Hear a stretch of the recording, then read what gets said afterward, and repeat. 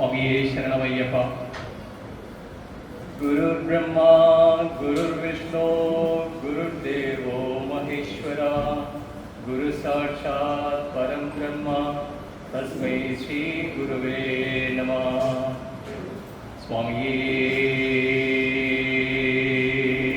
ശരണമയ്യപ്പ. ഓം ശ്രീ വിഘ്നേശ്വര ഭഗവാനേ ശരണമയ്യപ്പ.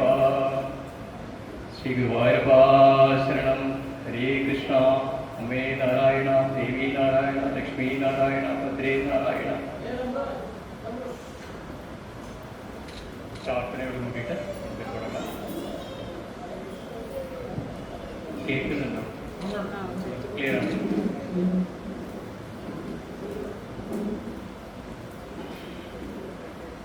ഇവിടെ ഈ മഹനീയമായ മിനി ശബരിമല എന്നറിയപ്പെടുന്ന ഈ അയ്യപ്പ ക്ഷേത്രത്തിലേക്ക് വരുവാനും ഭഗവാന്റെ സന്നിധിയിൽ ഇങ്ങനെ ഒരു പ്രഭാഷണം നടത്തുവാനും ഭഗവാന്റെ അനുഗ്രഹവും കൂടെ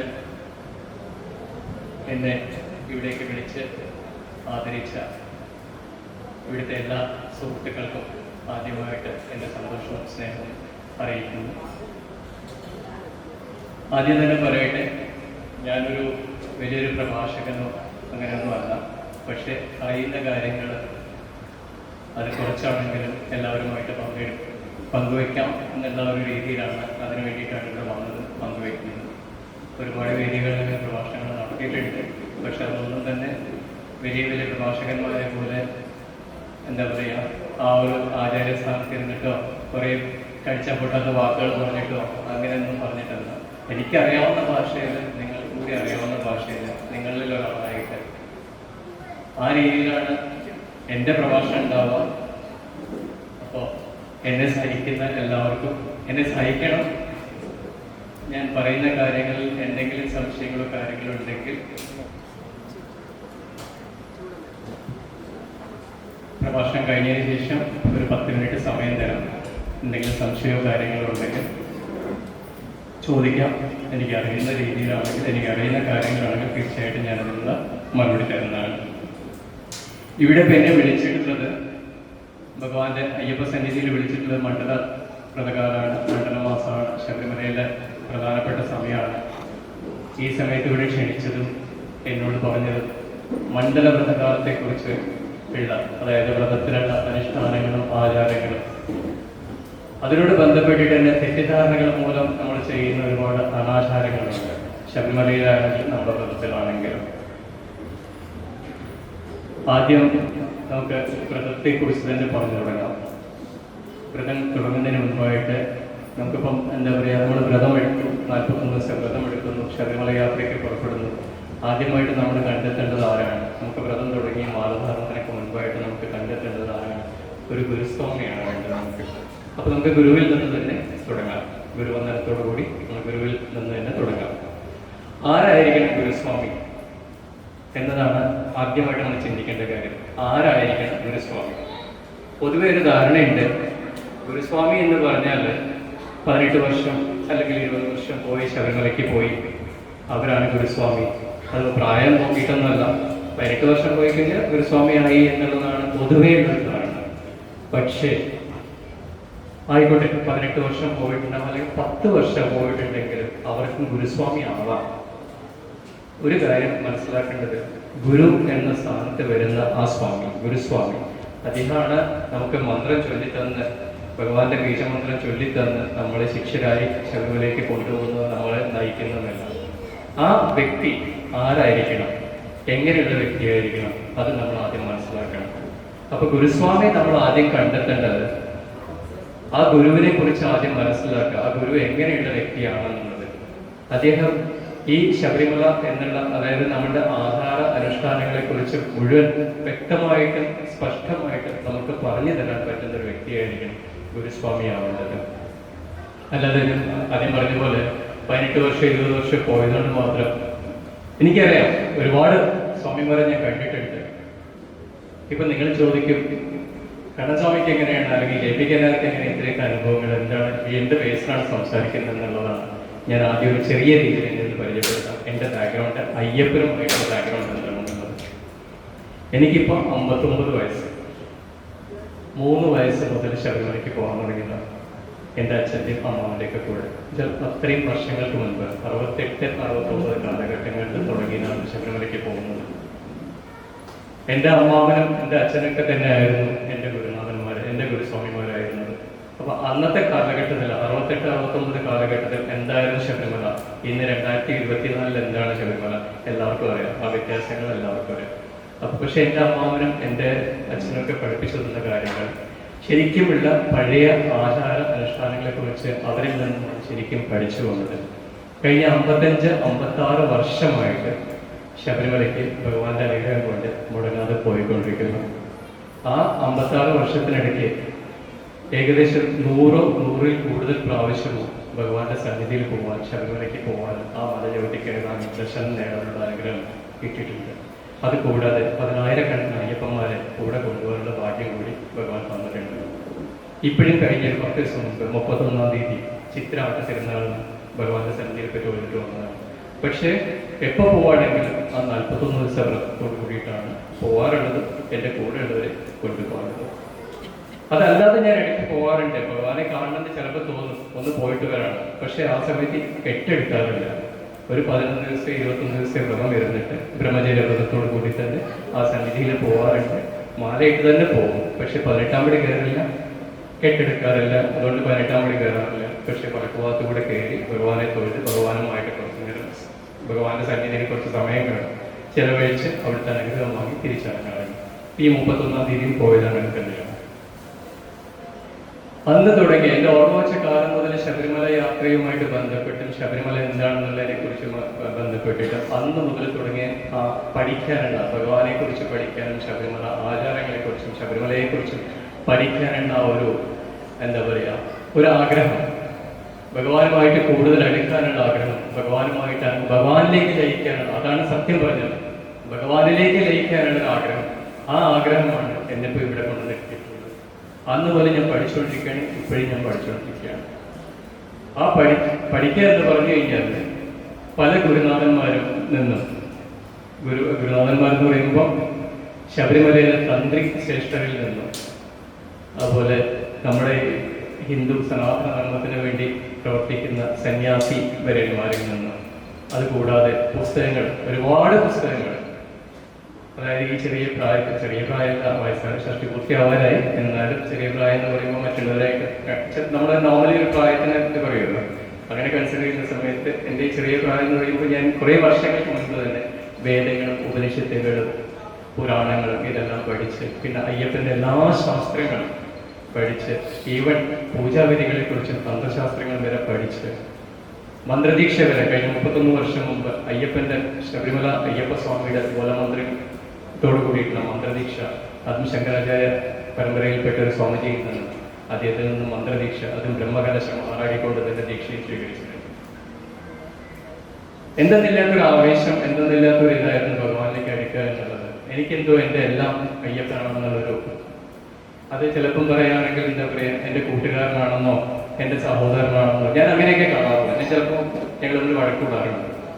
പക്ഷേ എന്തെങ്കിലുമൊക്കെ വന്നു കഴിഞ്ഞാൽ ഇടാപോടാന്നൊരു ചിലപ്പോൾ വിളിക്കാറുണ്ടായി. കാരണം അത്രയും ഒരു സ്നേഹം, അല്ലെങ്കിൽ ഭഗവാനോട് ഒരു പ്രേമം, ഭഗവാനോട് എപ്പോഴും നമുക്ക് എന്താ പഠിച്ച പ്രേമമാണ് വേണം. ഭഗവാനോട് പ്രേമം, ഭഗവാനെ പേടിക്കേണ്ട കാര്യമൊന്നുമില്ല, നമ്മൾ തെറ്റ് ചെയ്യണമെന്ന് മാത്രമേ പേടിക്കേണ്ട കാര്യമുള്ളൂ. ഭഗവാനോട് പ്രേമം. ഇപ്പൊ ഗുരുവായൂർ അയ്യപ്പൻ എനിക്ക് അങ്ങനെയാണെന്നുണ്ടെങ്കിൽ ഗുരുവായൂരപ്പനെ ഞാൻ എൻ്റെ കാണപ്പെട്ട ദൈവമായിട്ടും ദേവി മൂകാംബിക അമ്മ എൻ്റെ സ്വന്തം അമ്മയുടെ സ്ഥാനത്തോട് ഞാൻ കാണുന്നത്. ഈ 3 സ്ഥലം എൻ്റെ പ്രിയപ്പെട്ട സ്ഥലങ്ങളാണ്: ശബരിമല, ഗുരുവായൂർ, മൂകാംബിക ക്ഷേത്രം. അപ്പൊ അന്ന് തുടങ്ങിയ യാത്ര ഇന്നത്തെ ഇവിടെ നിങ്ങളുടെ മുന്നിലെത്തി നിൽക്കുന്നു. അപ്പൊ നമുക്ക് സബ്ജക്റ്റിലേക്ക് വരാം. അപ്പൊ ഞാൻ പറഞ്ഞു ഗുരുസ്വാമിയെ കുറിച്ച്. അപ്പോൾ അതാണ് ആ സബ്ജക്റ്റിലേക്ക് വരാനുള്ള കാരണം. ഗുരുസ്വാമി ആരായിരിക്കണം എന്നുള്ളത്. ഗുരുസ്വാമി എന്ന് പറഞ്ഞു കഴിഞ്ഞാൽ എല്ലാ കാര്യങ്ങളും, അതായത് തൻ്റെ കൂടെ വരുന്ന, ആദ്യമായിട്ട് വരുന്നവരാണെങ്കിലും അല്ലെങ്കിൽ 2-3 വർഷമായിട്ട് വരുന്നവരാണെങ്കിലും അവർക്ക് ശബരിമലയുമായി ആചാരങ്ങളുമായി ബന്ധപ്പെട്ട എന്ത് ചോദിച്ചാലും അത് പറഞ്ഞ് മനസ്സിലാക്കി തൻ്റെ കൂടെ വരുന്നവരെ നല്ല രീതിയിൽ കൊണ്ടുപോയി ഭഗവത് ദർശനം കഴിഞ്ഞ് തിരിച്ച് അവരെ വീട്ടിൽ എത്തിച്ചു കൊടുക്കുന്നവരുടെ പൂർണ്ണ ഉത്തരവാദിത്വം എടുക്കുന്ന ഒരു വ്യക്തിയായിരിക്കണം ഗുരുസ്വാമി എന്ന് പറയുന്നത്. പക്ഷേ ആ ഗുരുസ്വാമി മാലയിടുമ്പോൾ മാത്രമല്ല ഗുരുസ്വാമി ആയിരിക്കേണ്ടത്. നമ്മൾ അതിനാണ് ഞാൻ പറഞ്ഞത് ഗുരുസ്വാമിയെ തിരഞ്ഞെടുക്കുമ്പോൾ വളരെയധികം ശ്രദ്ധയോടുകൂടി തിരഞ്ഞെടുക്കണം എന്ന് പറയുന്നത്. ഗുരുസ്വാമി ഈ 41 ദിവസത്തെ വ്രത അനുഷ്ഠാന കാലത്തുള്ള അത് മാത്രമല്ല വേണ്ടത്, അതിനുശേഷവും അദ്ദേഹത്തിന്റെ ജീവിതചര്യകൾ എങ്ങനെയാണെന്ന് നോക്കി മനസ്സിലാക്കണം.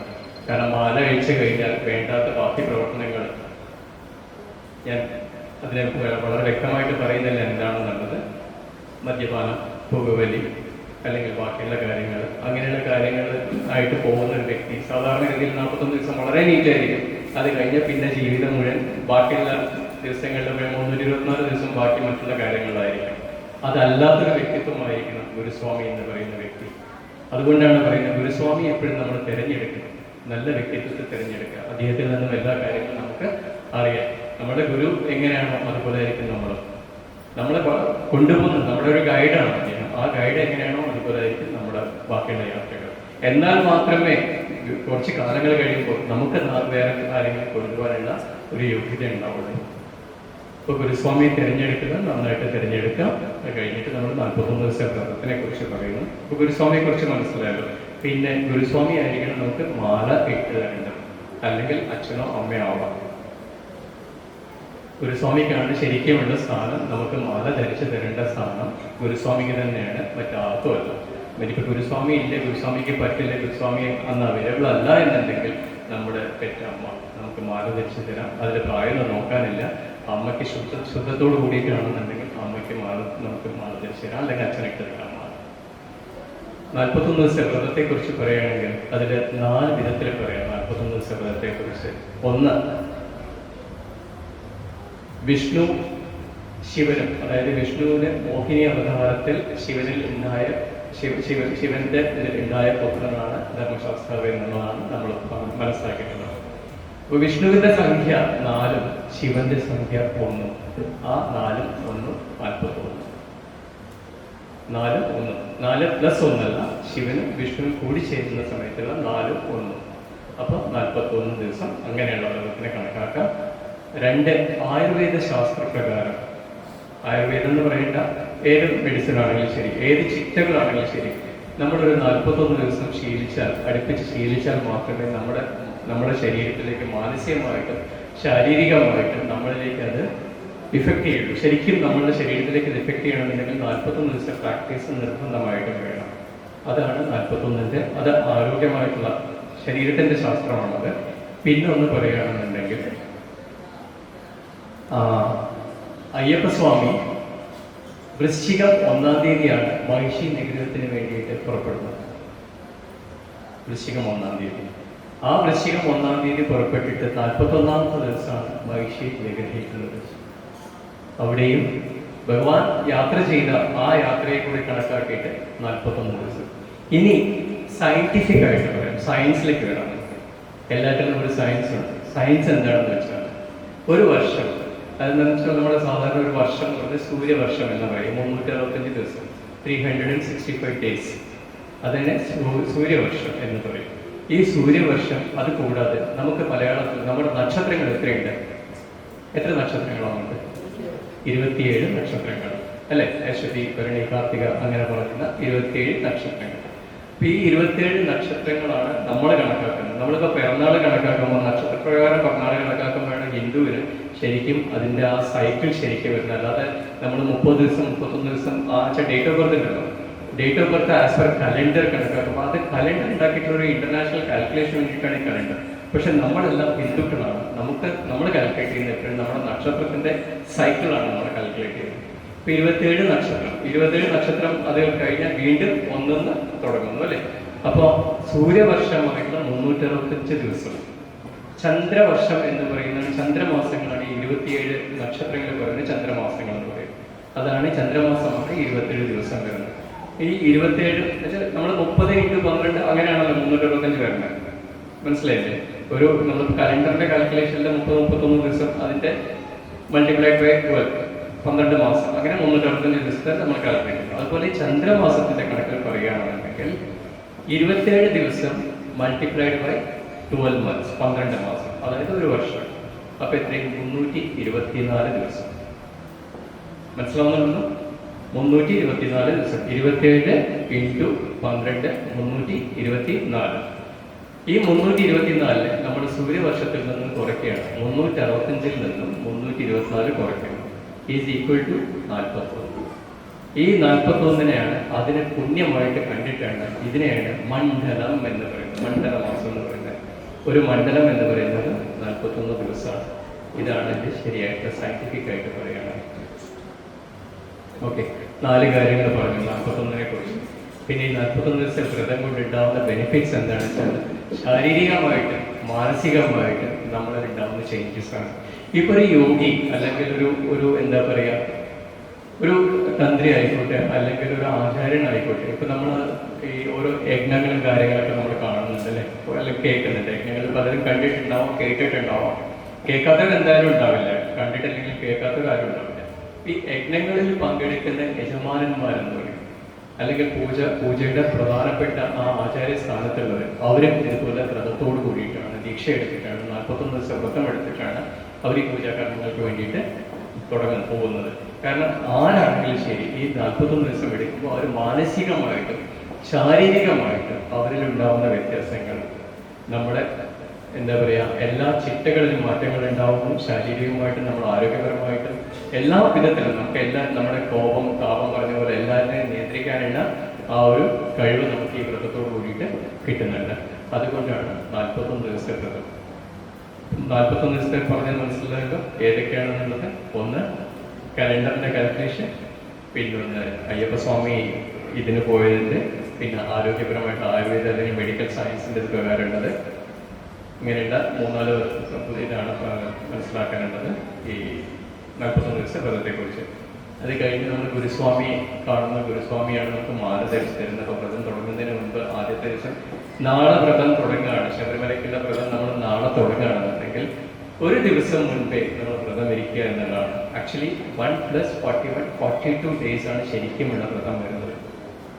ഒരു ദിവസം നമ്മൾ പ്രാക്ടീസ് ചെയ്യണം. ആദ്യത്തെ ഒരു ദിവസം നാളെ ഞാൻ മാലയിടാൻ പോകണമെങ്കിൽ, ഇപ്പൊ നാളെ ശനിയാഴ്ചയാണ് അല്ലെങ്കിൽ ഇന്ന് ശനിയാഴ്ചയാണ്, ഇന്ന് ശനിയാഴ്ച ഞാൻ മാലയിടുകയാണെങ്കിൽ ഇന്നലെ തന്നെ ഞാൻ വ്രതം തുടങ്ങുകയാണ്. കാരണം മെന്റലി ഞാൻ പ്രിപ്പയർഡ് ആവുകയാണ്. നാളെ ഞാൻ മാലയിടാൻ പോകണം, നാളെ ഞാൻ പുതിയൊരു മനുഷ്യനല്ല ആക്ച്വലി, ഞാൻ അയ്യപ്പനിലേക്ക് പോവുകയാണ്, ഭഗവാന് തുല്യമാവാൻ പോവുകയാണ്. അപ്പോൾ ഞാനത് മെന്റലി ഞാനത് പ്രിപ്പയർ ചെയ്യണം.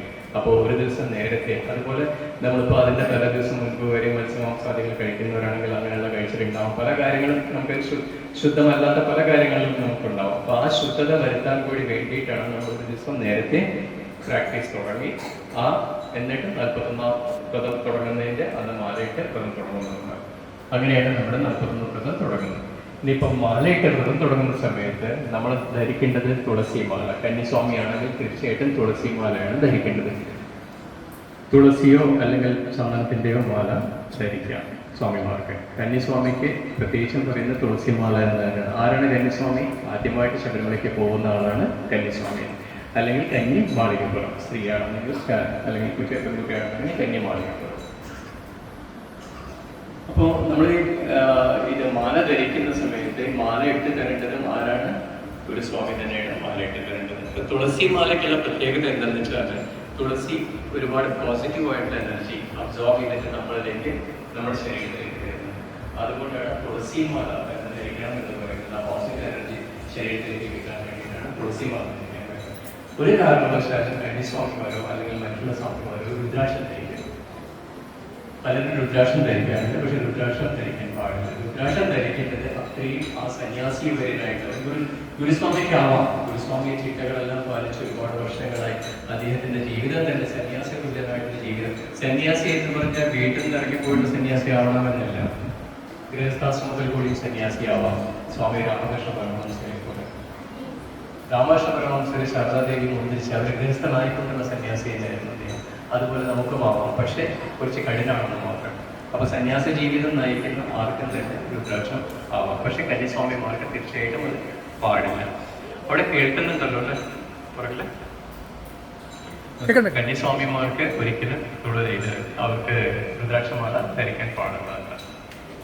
അപ്പോൾ 41 ദിവസത്തെ വ്രതം ഗുരുസ്വാമി നമുക്ക് മാല ധരിച്ചു തരുന്നു. നമ്മൾ 41 ദിവസത്തെ വ്രതത്തിന്റെ ചിട്ടകളോട് കൂടിയുള്ള ജീവിതം. ആ ചിട്ടകൾ എന്തൊക്കെ ആയിരിക്കണം?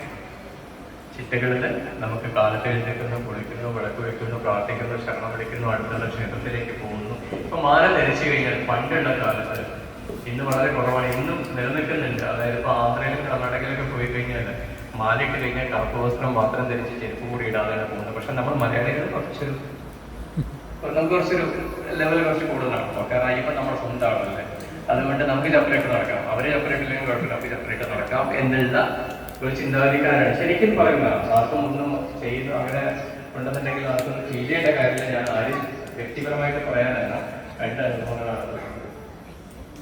ഇത് ശരിക്കും ആചരിച്ചു വരുന്നത് നമ്മളെക്കാളും മലയാളികളെക്കാളും കൂടുതലായിട്ട് വളരെ വിശ്വാസത്തോടു കൂടിയിട്ട് ആചരിച്ചു വരുന്നത് തമിഴരും. ഇന്നിപ്പോൾ തമിഴ്നാട്ടിൽ കുറച്ചൊരു ചേഞ്ച് സ്വാതന്ത്ര്യം കേരളത്തിനോട് തൊട്ട് കിടക്കുന്ന സ്ഥലമായിരുന്നു. പക്ഷെ കർണാടകയിലും ആന്ധ്രയിലും ഇന്നും വളരെ ചിട്ടയോടുകൂടി അവർ 40 ദിവസം, ഐ തിങ്ക് ആന്ധ്രയിലൊക്കെ ചിലർ 48 ദിവസം വ്രതമായിട്ട് അവർ കണക്കാക്കുന്നത്. ഈ 48 എന്താണെന്നൊക്കെ എനിക്ക് അറിഞ്ഞുകൂടാ, കാരണം നമ്മുടെ ശാസ്ത്രത്തിലൊക്കെ പറയുന്നില്ല 48 കുറിച്ച്. പക്ഷെ 48 ദിവസം വ്രതത്തിലാണ് അവർ വരുന്നത്. അവർ മാലയിട്ട് കഴിഞ്ഞാൽ ചെരുപ്പിടില്ല, കറുപ്പ് വസ്ത്രം, പിന്നെ വീട്ടിൽ താമസിക്കാറില്ല. അവരെല്ലാവരും കൂടി ചേർന്നിട്ട് ഒരു ഭജനമടം പോലെ ഉണ്ടാക്കി അവിടെയായിരിക്കും അവരുടെ താമസം. അവിടെ തന്നെ എന്താ പറയുക, അവർ തന്നെ ഭക്ഷണങ്ങൾ വെച്ചുണ്ടാക്കുന്നു, കഴിക്കുന്നു, അങ്ങനെയൊക്കെ തന്നെയാണ് അവരുടെ ജീവിത രീതികൾ. പക്ഷെ നമുക്കിതൊന്നും ബാധകയല്ല, കാരണം നമ്മൾ മലയാളിയാണ്, അയ്യപ്പൻ്റെ അയൽവാസിയാണ്. അതുകൊണ്ട് നമുക്ക് പേടിയില്ല. അയ്യപ്പനെ പേടിക്കണം എന്നല്ല പറയുന്നത്. പക്ഷെ ചിട്ടകൾ നമ്മൾ ഒരിക്കലും കൂടുതലായിട്ട് ആചരിക്കുന്നില്ല എന്നുള്ളത് വളരെ വിഷമാണ്.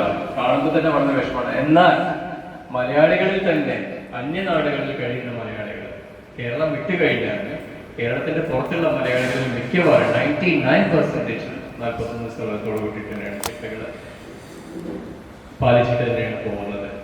അത് തന്നെ വലിയൊരു കാര്യം. പക്ഷെ നമ്മുടെ നാട്ടിൻപുറത്തെന്ന് പറഞ്ഞാൽ എനിക്കറിയാവുന്ന പലരും തന്നെ നാളെ മലയ്ക്ക് പോകണം തോന്നിക്കഴിഞ്ഞാൽ ഇന്ന് വൈകിട്ട് മാറിയിട്ട്, അല്ലെങ്കിൽ ഇന്ന് വൈകുന്നേരം വരെ എന്താ പറയുക, മത്സ്യവും മാംസവും മദ്യവും എല്ലാം ഉണ്ടാവും. നാളെ കാലത്ത് കുളിക്കുന്ന കാണാം, മാലയിടുന്ന കാണാം, പോകുന്നത് കാണാം, മലയ്ക്ക് പോകുന്ന കാണാം. എന്നിട്ട് പോയി വന്നിട്ട് ഞങ്ങൾ പോയത് നീ ഇത്രയും 41 ദിവസം ഞങ്ങൾ പോയിട്ട് വന്നില്ലേ? നീ പോയാലും അയ്യപ്പനെ കാണുന്നു, ഞാൻ പോയാലും അയ്യപ്പനെ കാണുന്നു. അയ്യപ്പനെ കാണാനല്ലേ പോകണേ. പക്ഷെ വ്യത്യാസമുണ്ട്. കാരണം നമ്മൾ പോകുന്നു, അവർ പോകുന്നു, നമ്മുടെ വ്യത്യാസം എന്ന് വെച്ചാൽ നമുക്ക് കിട്ടുന്ന മാനസികമായിട്ടുള്ള സംതൃപ്തി, അല്ലെങ്കിൽ നമുക്ക് കിട്ടുന്ന ഭഗവാനുമായിട്ട് അടുക്കാൻ. കാരണം നമ്മൾ ഭഗവാനിലേക്ക് അടുക്കാൻ പോവുകയാണ്. ഇവിടെ മാലയിട്ട് കഴിഞ്ഞാൽ നമ്മളെ എല്ലാവരും വിളിക്കുന്നത് എന്താണ് നമ്മളെ വിളിക്കുന്നത്? സ്വാമി എന്നാണ് വിളിക്കുന്നത്, അല്ലേ? അയ്യപ്പനെ എന്താണ് നമ്മൾ വിളിക്കുന്നത്? സ്വാമി എന്നാണ്. നമ്മൾ ഗുരുവായൂർ പോകാറുണ്ട്, ഗുരുവായൂർ സ്ഥിരം പോകാറുണ്ട്, അല്ലെങ്കിൽ എന്താ പറയാ, വേറെ ഏതെങ്കിലും ഇപ്പോൾ സിദ്ധിവിനായകയിലെ ഗണപതി ക്ഷേത്രത്തിൽ പോകാറുണ്ട്. നമ്മൾ അവിടെ പോകുമ്പോൾ നമ്മൾ അവിടെ പോയി തൊഴാൻ പോകുമ്പോൾ നമ്മളെ ആരെങ്കിലും ഗണപതി പറഞ്ഞ് വിളിക്കാറുണ്ടോ? അല്ലെങ്കിൽ ഗുരുവായൂർ പോയിട്ട് തൊഴുന്ന സമയത്ത് നമ്മളെ ആരെങ്കിലും ഗുരുവായൂർപ്പാ തൊട്ട് വിളിക്കാറുണ്ടോ? ഇല്ല. ശബരിമലയ്ക്ക് പോകാൻ വ്രതമെടുത്ത് പോകുന്ന ഒരാളെ മാത്രമാണ് സ്വാമി എന്ന് വിളിക്കുന്നത്. കാരണം അവിടെ അയ്യപ്പനും ഞാനും ഒന്നാണെന്നുള്ളതാണ്.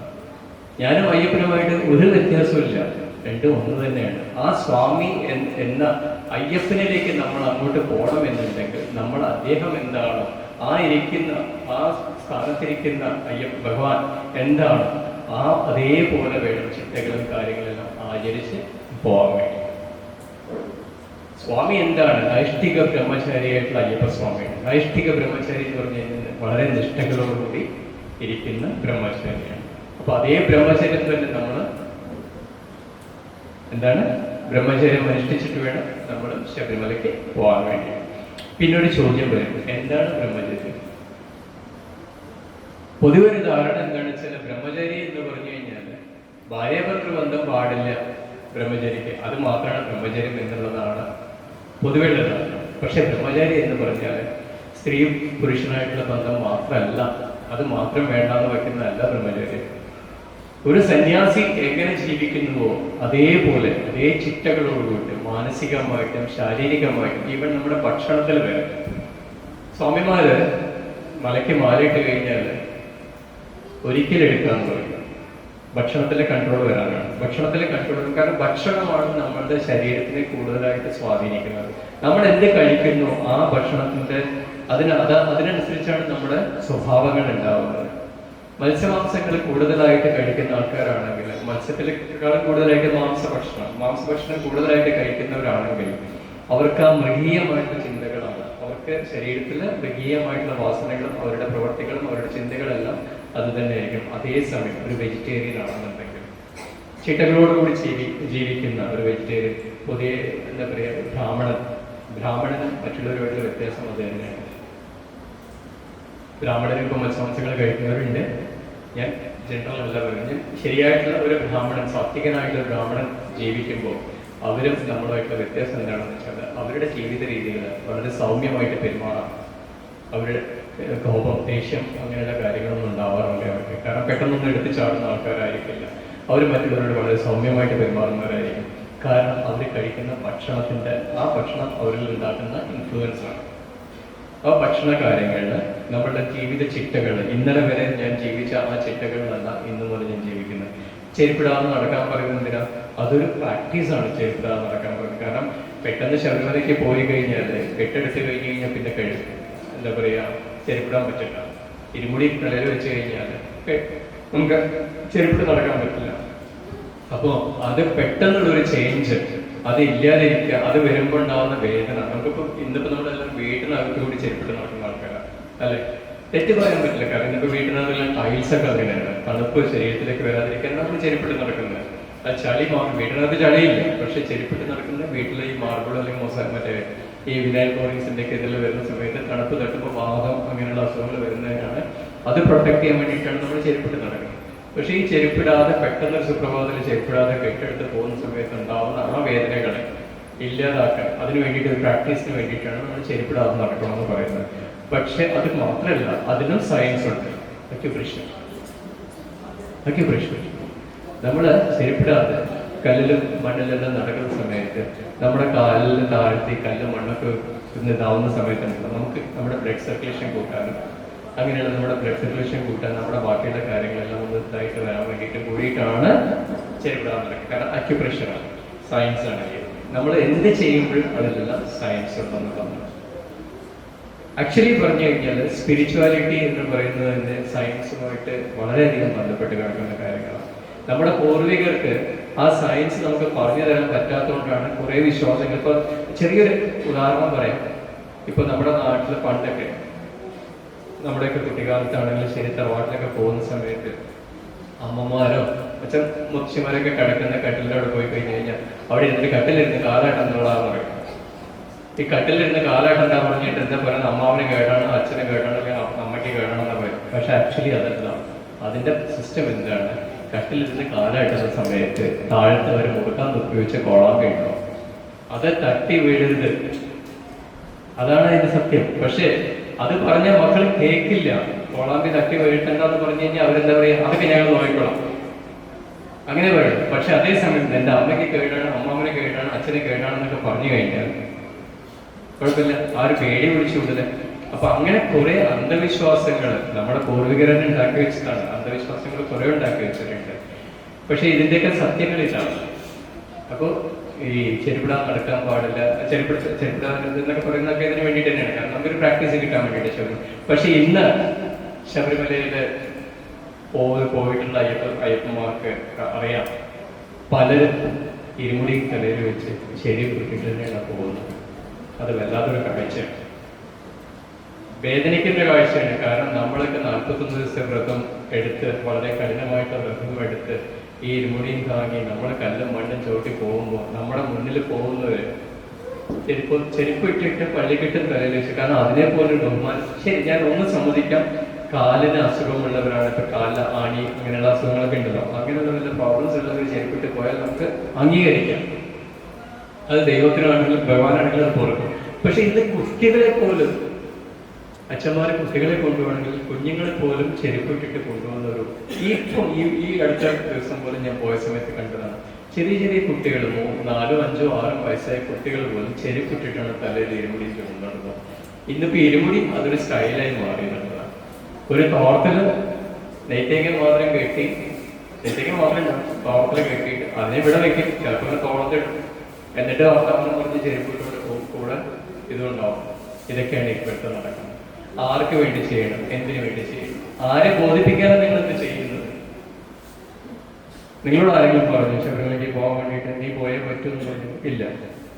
നമ്മളെല്ലാം പോകുന്നത്, മലയ്ക്ക് പോകുന്നത് നമ്മളിലൊരു മാറ്റം ഉണ്ടാവാനും നമ്മൾ ഭഗവാനിലേക്ക് ലയിക്കാനും, നമ്മളെന്താ പറയുക, നമ്മൾ അങ്ങോട്ട് സറണ്ടർ ചെയ്യാണ് ചെയ്യുന്നത് ഭഗവാൻ.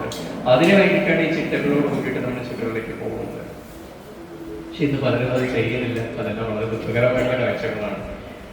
അപ്പോൾ വ്രതത്തെക്കുറിച്ച് പറഞ്ഞു, ഗുരുസ്വാമിയെക്കുറിച്ച് പറഞ്ഞു.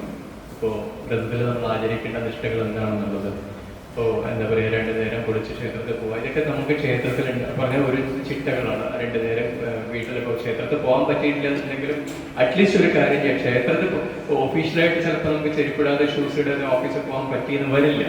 പക്ഷേ അറ്റ്ലീസ്റ്റ് അമ്പലത്തിൽ പോകുന്ന സമയത്തെങ്കിലും വീട്ടിൻ്റെ അടുത്തുള്ള ക്ഷേത്രത്തിൽ പോകുമ്പോൾ ചെരുപ്പിടാതെ നടന്നു പോവുക, അങ്ങനെയെങ്കിലും ഒന്ന് പ്രാക്ടീസ് ചെയ്യാൻ പറ്റുക. അതെങ്കിലും ചെയ്താൽ അത്രയും നല്ലത്. ക്ഷേത്രത്തിൽ പോയി വന്നു അല്ലെങ്കിൽ വീട്ടിൽ വിളക്ക് വെച്ച് ഇത് ചെയ്യുന്ന സമയത്താണെങ്കിലും ശരി, കർപ്പൂരം കാണിച്ച് ഭഗവാൻ കർപ്പൂര പേരാണ്, കർപ്പൂരം കാണിച്ച് ആർത്തി ചെയ്തിട്ട് വേണം നമ്മൾ ചെയ്യാൻ. പിന്നെ മാല ധരിക്കുന്ന സമയത്ത് ഗുരുസ്വാമി മാലയിട്ട് തരുന്ന, നമുക്ക് മാലയിട്ട് തരുന്ന സമയത്തും മാല ധരിക്കുന്ന സമയത്ത് ഒരു മാലാധാരണത്തിന് മന്ത്രദീക്ഷയുണ്ട്, ഒരു മാലാധാരണ മന്ത്രമുണ്ട്. അപ്പോൾ അത് ഞാൻ ഫുള്ളായിട്ട് ചൊല്ലാൻ പറ്റില്ല, കാരണം സമയത്തിൻ്റെ കുറവുണ്ട്, ഫുള്ളായിട്ട് ചൊല്ലാൻ പറ്റില്ല. ആർക്കെങ്കിലും ആവശ്യമുണ്ടെന്നുണ്ടെങ്കിൽ നമ്പർ തരാം, ആവശ്യപ്പെടുന്നവർക്ക് ഞാൻ അത് അയച്ചു തരാം. മാലാധാരണ ഉണ്ട്. മാലാധാരണം ചൊല്ലിയിട്ട് വേണം, അതായത് കാനമുദ്ര, ശാസ്ത്രമുദ്ര, വ്രതമുദ്ര, നമാമ്യം എന്ന് പറഞ്ഞിട്ട് 2 ലൈൻ വെച്ചിട്ട് 4 ഇത് അങ്ങനെ ആ മാലാമന്ത്രം ചൊല്ലിയിട്ട് വേണം ശരിക്കും മാല ധരിക്കാൻ വേണ്ടിയിട്ട്. മാല ആദ്യം വാങ്ങിച്ചു കൊണ്ടിരുന്ന മാലയാണെങ്കിൽ ശരി, അല്ലെങ്കിൽ നമ്മൾ ഉപയോഗിച്ച മാലയാണെങ്കിൽ ശരി, മാല ധരിക്കുന്നതിന് മുമ്പ് തുളസി വെള്ളത്തിലൊന്ന് മുക്കി അതിനെ ഒന്ന് ശുദ്ധി വരുത്തി മാലാധാരണം മാത്രം ചൊല്ലിയിട്ട് വേണം. ഗുരുസ്വാമി എല്ലാവർക്കും മാലയിട്ട് കൊടുക്കുന്നതിന് മുമ്പ് ഗുരുസ്വാമി ചൊല്ലിയാൽ മതി. അത് എല്ലാവരും നേരിട്ട് ചൊല്ലിയ ഗുരുസ്വാമി 2 പ്രജ്ഞാനമുദ്ര എന്ന് പറയുമ്പോൾ മറ്റൊരു പറയും ജ്ഞാനമുദ്ര, ശാസ്ത്രമുദ്ര, വ്രതമുദ്ര, നമാമ്യഹം അങ്ങനെ പറഞ്ഞിട്ട് എല്ലാവരും കൂടി ചേർന്ന് നിന്നിട്ട് മാലയിട്ട് കൊടുക്കാം, അങ്ങനെ ചെയ്യാം. പക്ഷേ ഇതൊന്നും ഇപ്പോൾ എവിടെയും ആചാരത്തിൽ കാണുന്നില്ല. വരുന്ന മാല വാങ്ങിക്കുന്ന കൗണ്ടറിന്റെ മാല വാങ്ങിച്ചുകൊണ്ട് കൊടുത്ത് പൂജ കഴിച്ചു, അങ്ങനെ ഡയറക്റ്റായിട്ട് കിട്ടും. ഇതെല്ലാം അപ്പൊ പിന്നൊരു ചോദ്യം വരും കേട്ടോ, ഇപ്പൊ ഞങ്ങൾ മലയ്ക്ക് പോകുന്നില്ല, ഇങ്ങനെ മാറിയിട്ടാണ് ഞങ്ങൾ മലയ്ക്ക് പോവാതിരിക്കില്ല, പോവാൻ നിങ്ങൾക്ക് ദർശനം കിട്ടും എല്ലാം. പക്ഷെ എല്ലാറ്റിനും ഓരോ ചിട്ടകളുണ്ട്. ആ ചിട്ടകൾ പാലിച്ചു പോകുമ്പോൾ അതിന് നിങ്ങൾക്ക് തന്നെ മാനസികമായിട്ടൊരു സുഖം കിട്ടും. നമ്മൾ എന്ത് ചെയ്യുന്നു, എന്തിനു വേണ്ടിയിട്ടാണ്? നമ്മൾ വേറൊരാളെ സാറ്റിസ്ഫൈ ചെയ്യാൻ വേണ്ടിയിട്ടാണോ ചെയ്യുന്നത്? നമ്മുടെ ഒരു സെൽഫ് സാറ്റിസ്ഫാക്ഷൻ ഉണ്ടാവും അല്ലേ?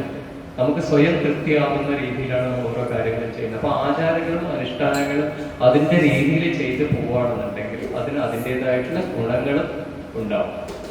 മാലാമന്ത്രം ചൊല്ലിയിട്ട് മാല ഇടുന്നു, നമ്മൾ വ്രതം അതുപോലെ വേണ്ട രീതിയിൽ ശരിക്കും ഒരു സ്വാത്വികനായിട്ട്, അതായത് ബ്രഹ്മചാരി വ്രതം എന്താണ്? കാരണം ബ്രഹ്മചര്യ വ്രതത്തോടു കൂടി പോയിട്ടാണ് നമ്മൾ അയ്യപ്പനിലേക്ക് പോയി ആ ഒരു സ്റ്റേജിലേക്ക് എത്തുന്നത്. നമുക്ക് ഓരോരോ കാര്യങ്ങളിലേക്ക് അങ്ങനെ പോവാം, ഓരോരോ കാര്യങ്ങളായിട്ട് പോവാം.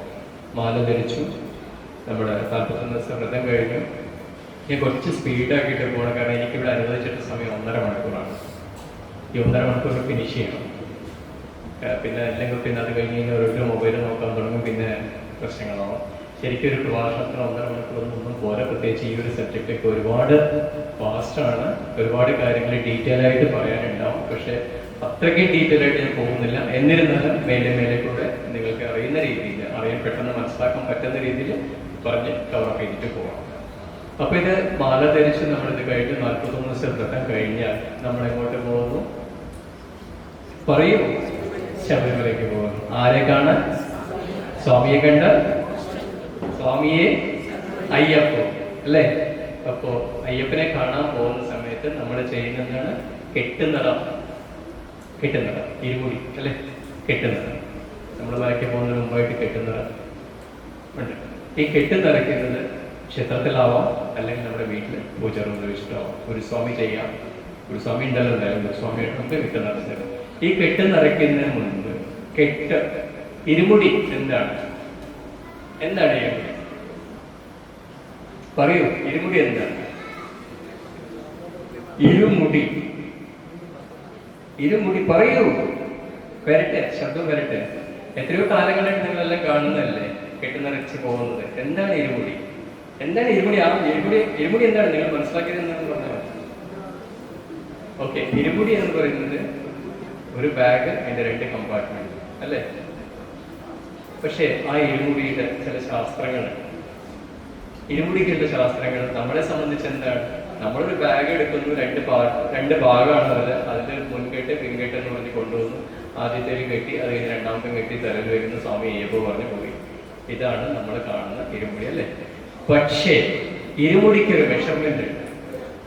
ഈ ഇരുമുടി ഉണ്ടല്ലോ, ഇരുമുടി, അതായത് പള്ളിക്കെട്ട് സഞ്ചി എന്ന് പറയും. ഞങ്ങളുടെ വള്ളുവനാടൻ ഭാഷയിൽ പറയുകയാണെങ്കിൽ പള്ളിക്കെട്ട് സഞ്ചി എന്ന് പറയും. ജനറൽ ആയിട്ട് പറയുമ്പോൾ ഇരുമുടിയുടെ സഞ്ചി, ഇരുമുടി സഞ്ചി. ഈ ഇരുമുടി സഞ്ചി അതിനൊരു കണക്കുണ്ട്. ഇന്ന് ചിലരുടെ വലിയ ഇരുമുടി സഞ്ചിയാണ്, ചിലർ നമ്മൾക്ക് മിക്കവാറും എന്ന് വെച്ചാൽ റെഡിമെയ്ഡ് വാങ്ങിക്കണം. പൂജാ സ്റ്റോറിൽ പോയി കഴിഞ്ഞാൽ നമുക്ക് ഇരുമുടി ബാഗ് കിട്ടും. അത് നിങ്ങൾ അളന്ന് നോക്കുക, അത് എത്രയുണ്ടെന്നുള്ളത്. ആക്ച്വലി അതിന്റെ കണക്ക് 3 മുഴമാണ്. 3 മുഴം തുണി കൊണ്ട് വേണം ഇരുമുടി ഉണ്ടാക്കാൻ. 3 മുഴം എന്ന് പറയുന്നത്, മുഴം എന്ന് പറഞ്ഞാൽ ചിലപ്പോൾ ഇപ്പോഴത്തെ എല്ലാവരും പറഞ്ഞ യാർഡ് ഇതാണ്. ഇവിടെ നിന്ന് ഇതുവരെയുള്ള ഒരു മുഴം. 3 യാർഡ്, 3 yards. അതാണ് ഒരു ഇരുമുടി ഉണ്ടാക്കാനുള്ള തുണിയുടെ കണക്ക്. എന്തിനാണ് ഈ 3 മുഴത്തിന്റെ കാര്യം? എന്താണ് ഈ 3 മുഴം? പ്രണവമന്ത്രം എന്താണ്? ഓംകാരമാണ് അല്ലെ. ആ ഓംകാരത്തിന് നമ്മൾ സ്പ്ലിറ്റ് ചെയ്യും. അകാര, ഉകാര, മകാര. ആ, ഉ, മ. 3 മാത്രകളാണ്. ആ, ഉ, മ, ഓംകാരം. പ്രണവമാകുന്ന ഓംകാരത്തിനേക്കാളും അതിനേക്കാളും വലിയൊരു ശക്തിയില്ല. അത് ഏറ്റവും, കാരണം ഏത് മന്ത്രത്തിന് ശക്തി കൊടുക്കുന്നത് ഓംകാരത്തിൽ കൂടെയാണ്. അല്ലെങ്കിൽ ഓംകാരത്തിൽ കൂടെയാണ് നമ്മൾ ഏത് മന്ത്രത്തിന് ശക്തി കൊടുക്കുന്നത്. ഏത് ബീജമന്ത്രമായിക്കോട്ടെ, മൂലമന്ത്രങ്ങളായിക്കോട്ടെ, ഓം എന്ന് ചേരുമ്പോഴാണ് ആ മന്ത്രത്തിന് ശക്തി വരുന്നത്. ഈ ഓം എന്ന് പറയുന്നത് ഭൂമിയിൽ നിന്നും ഉത്ഭവിക്കുന്ന ഒരു ശബ്ദമാണ് ഓം എന്നുള്ളത്.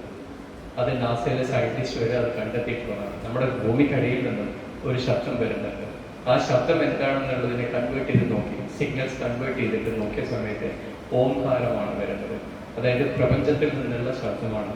ആ പ്രപഞ്ച ശബ്ദമാവുന്ന ഓംകാരത്തിന്റെ ആ, ഉ, മ എന്നുള്ള 3 മാത്രകൾ അതിനെ കാണിക്കുന്നതാണ് 3 മുഴം തുണി, ഇരുമുടി. കാരണം പ്രകൃതിയുമായിട്ട് അത്രയും ചൈതന്യത്തോടു കൂടി, അത്രയും ശക്തിയുണ്ട് നമ്മൾ തലയിൽ വെക്കാൻ പോകുന്ന ഇരുമുടിക്ക്. ആ ഇരുമുടിയിൽ 2 നാടയുണ്ടല്ലേ, 2 ചരട് കെട്ടാനുള്ള. അതെന്താണ്? ഒന്ന് മുന്നിൽ കെട്ടാനും ഒന്ന് പിന്നിൽ കെട്ടാനും. പക്ഷെ ആ ചരട് അതൊന്ന് സൂര്യനാടിയാണ്, ഒന്ന് ചന്ദ്രനാടിയാണ്. അതിനും ഇതുപോലെ 3.5 മുഴം എന്നുള്ളൊരു കണക്കാണ്. സൂര്യനാടിയും ചന്ദ്രനാടിയും ഈ 2 കൂടിയിട്ട് ചേർന്ന് കഴിയുമ്പോഴാണ് സുഷുമ്ന നാഡിയിലേക്ക് അത് ഇതാവുന്നത്. ഇതെല്ലാം നമ്മുടെ ശാസ്ത്രപരമായിട്ടും അതല്ലെങ്കിൽ തന്നെ നമ്മുടെ ആത്മീയപരമായിട്ടും ഉള്ള കാര്യങ്ങളാണ്. ഒന്ന് ഓംകാരം, പിന്നൊന്ന് സൂര്യനാടി, ചന്ദ്രനാടി, അത് കഴിഞ്ഞ് സുഷുമ്ന നാഡിയിലേക്ക് ഇതാവുന്നു. അപ്പൊ ഇത് ചെയ്തുകൊണ്ടിരിക്കുമ്പോൾ ഇതിന് നമ്മൾ എന്ത് ചെയ്യുന്നു? പിന്നെ ആദ്യം നമ്മൾ ചെയ്യുന്നത് മുൻകെട്ടിലേക്ക് വേണ്ട സാധനങ്ങളാണ്. നമ്മളിപ്പോൾ കെട്ട് നിറയ്ക്കാൻ പോകണം കേട്ടോ. ഞാൻ ആ സ്റ്റെപ്പായിട്ടാണ് പോകുന്നത്. എന്നിട്ട് നമുക്ക് അവസാനം അയ്യപ്പനടുത്ത് ശബരിമലയിലേക്ക് അവിടെ എത്താം. ഓരോ സ്റ്റെപ്പായിട്ടാണ് പോകുന്നത്. അപ്പോൾ നമ്മൾ കെട്ട് നിറയ്ക്കുന്ന സമയത്ത് നമ്മൾ മുൻകെട്ടാണ് ആദ്യം ചെയ്യുന്നത്. മുൻകെട്ടിൽ കെട്ട് നിറയ്ക്കുന്നതിന് മുൻപായിട്ട് നമ്മൾ പൂജാദ്രവ്യങ്ങളൊക്കെ ഒരുക്കി വെക്കുന്നു. നെയ്യഭിഷേകത്തിനാണ് സാധനങ്ങൾ ഒരുക്കുന്നു. തേങ്ങ എല്ലാം ചുരട്ടി വൃത്തിയാക്കി, നെയ്യ് നിറയ്ക്കുന്ന തേങ്ങ എല്ലാം ചുരട്ടി വൃത്തിയാക്കി എല്ലാം ക്ലീൻ ആക്കി നമ്മളോട് വെക്കുന്നു. ആദ്യം നമ്മൾ ചെയ്യുന്നത് എന്താണ്? തേങ്ങ നിറയ്ക്കുക എന്നുള്ളതാണ്. അതിന് മുമ്പായിട്ട് ഒരു കാണിപ്പണം തൊഴുത് അവിടെ വിളക്കിൻ്റെ അവിടെ നിലവിളക്ക് വെളുത്തിട്ട് നിലവിളക്കിൻ്റെ അവിടെ വെക്കുക. കാരണം ആ പണം നമ്മൾ പോകുമ്പോൾ ശബരിമലയിലേക്ക് പോകുമ്പോൾ കൊണ്ടുപോയിട്ട് അവിടെ കൊണ്ടുപോയി ഉള്ളിൽ എടുത്തതാണ്. ഭഗവാന്റെ മുന്നിൽ സമർപ്പിക്കാനുള്ള ദക്ഷിണയാണ്.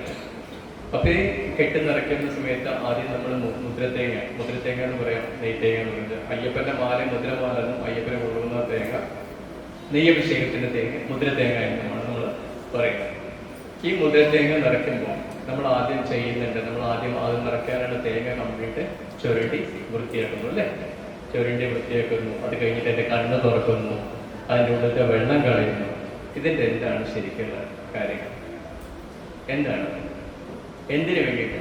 ഇപ്പൊ നമ്മൾ പറയും അത് അയ്യപ്പൻ അഭിഷേകം ചെയ്യാൻ വേണ്ടിയിട്ടാണ്, കൊണ്ടുപോകാൻ വേണ്ടിയിട്ടാണ് നമ്മളതിൽ കൊണ്ടുപോകുന്നത്. അപ്പൊ അയ്യപ്പൻ അഭിഷേകം ചെയ്യാൻ വേണ്ടിയിട്ട് കൊണ്ടുവന്ന അത് നെയ്യ് തേങ്ങയുടെ ഉള്ളിൽ തന്നെ കൊണ്ടുപോകണമെന്നുണ്ടോ? ഡബിലാക്കി കൊണ്ടുപോയിട്ട് അവിടെ കൊടുത്താൽ അഭിഷേകം ചെയ്യില്ല എന്ന് പറയില്ല. കാരണം അവിടെ പോയിട്ട് എന്തായാലും നമ്മൾ ഉടച്ചിട്ട് പാത്രത്തിലാക്കിയിട്ടാണ് കൊണ്ടുവന്നത്. നമ്മളെങ്ങനെ കൊണ്ടുവന്നുള്ളത് അതിനകത്തുള്ളവർക്ക് അറിയാൻ പോകുന്നില്ല. നമ്മൾ എന്തുകൊണ്ട് കണ്ടെയ്നറിൽ അല്ലെങ്കിൽ പാത്രത്തിൽ കൊണ്ടുപോകാം, എന്തിനെങ്കിലും കൊണ്ടുപോകാം. എന്തിനാണ് നെയ്ത്തേങ്ങ നമ്മൾ ചാടിക്ക് കൈ കൊടുത്തിരിക്കുന്നത്? കഷ്ടം വേണ്ട. അപ്പോൾ നെയ്ത്തേങ്ങ നിറച്ച് കൊണ്ടുപോകുന്നത് അതിനൊരു റീസൺ ഉണ്ട്. ഒന്ന്, തേങ്ങ എന്ന് പറയുന്നത് നമ്മുടെ മനുഷ്യന്റെ ശരീരമാണ്. മനുഷ്യ ശരീരത്തിന് അതിൻ്റെ റിപ്ലിക്കയാണ് തേങ്ങ എന്ന് പറയുന്നത്. അതിനെ ചെറിയ വൃത്തിയാക്കുക എന്ന് പറഞ്ഞു കഴിഞ്ഞാൽ ശരീരശുദ്ധി വരുത്തി. കണ്ണ് തുറക്കുന്നത്, കണ്ണ് എന്താണ്? അജ്ഞാനമാണ്, ഈഗോ,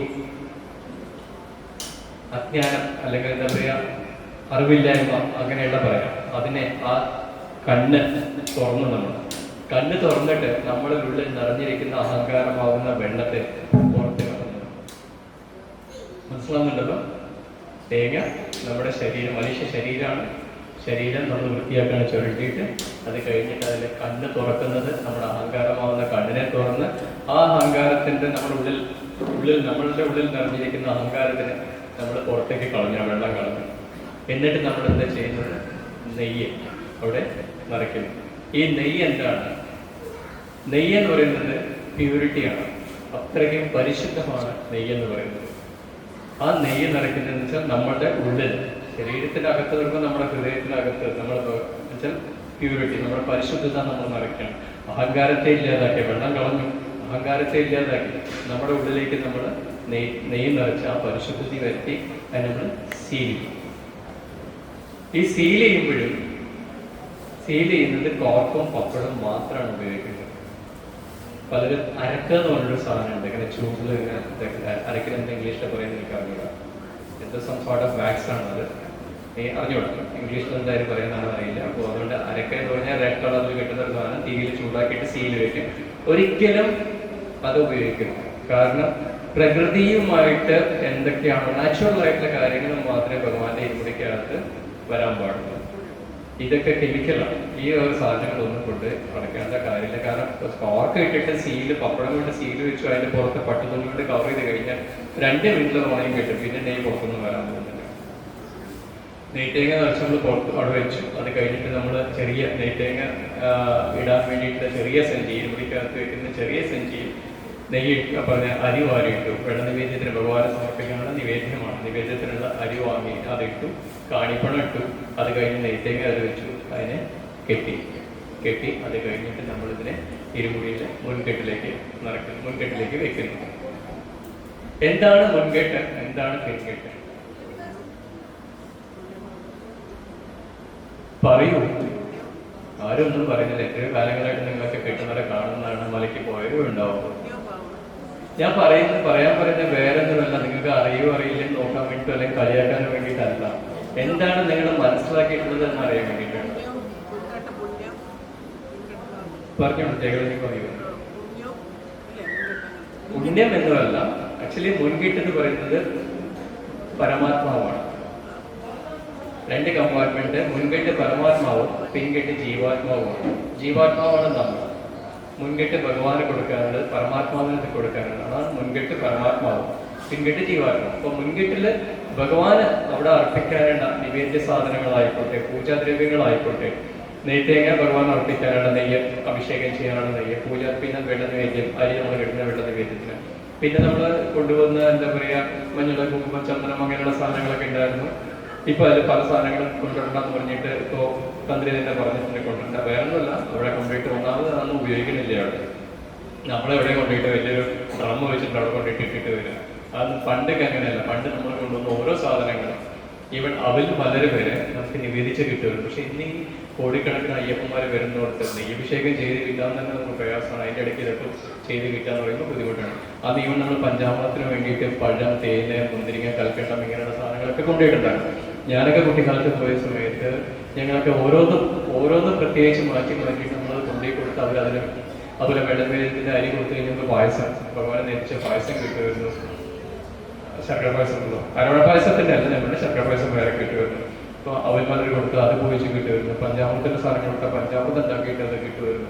അന്നൊരു കാലം അതായിരുന്നു. ഇന്ന് പക്ഷെ അതിനുള്ള സൗകര്യങ്ങളില്ലാത്തതുകൊണ്ടാണ് കഴിയുന്നത്. അതുകൊണ്ടാണ് തന്ത്രി അദ്ദേഹം കൂടി പറഞ്ഞത്. ഇപ്പോൾ രാജീവ് കഴിഞ്ഞ ആഴ്ച അദ്ദേഹം പറയണ്ടായി, മുൻകെട്ടിൽ ഇങ്ങനെ കെട്ടിൽ ബാക്കിയുള്ള സാധനങ്ങളൊന്നും കൊടുക്കും. അദ്ദേഹം പറഞ്ഞിട്ട് കാര്യം, അത് കൊണ്ടുപോയിട്ട് യാതൊരു കാര്യമില്ല.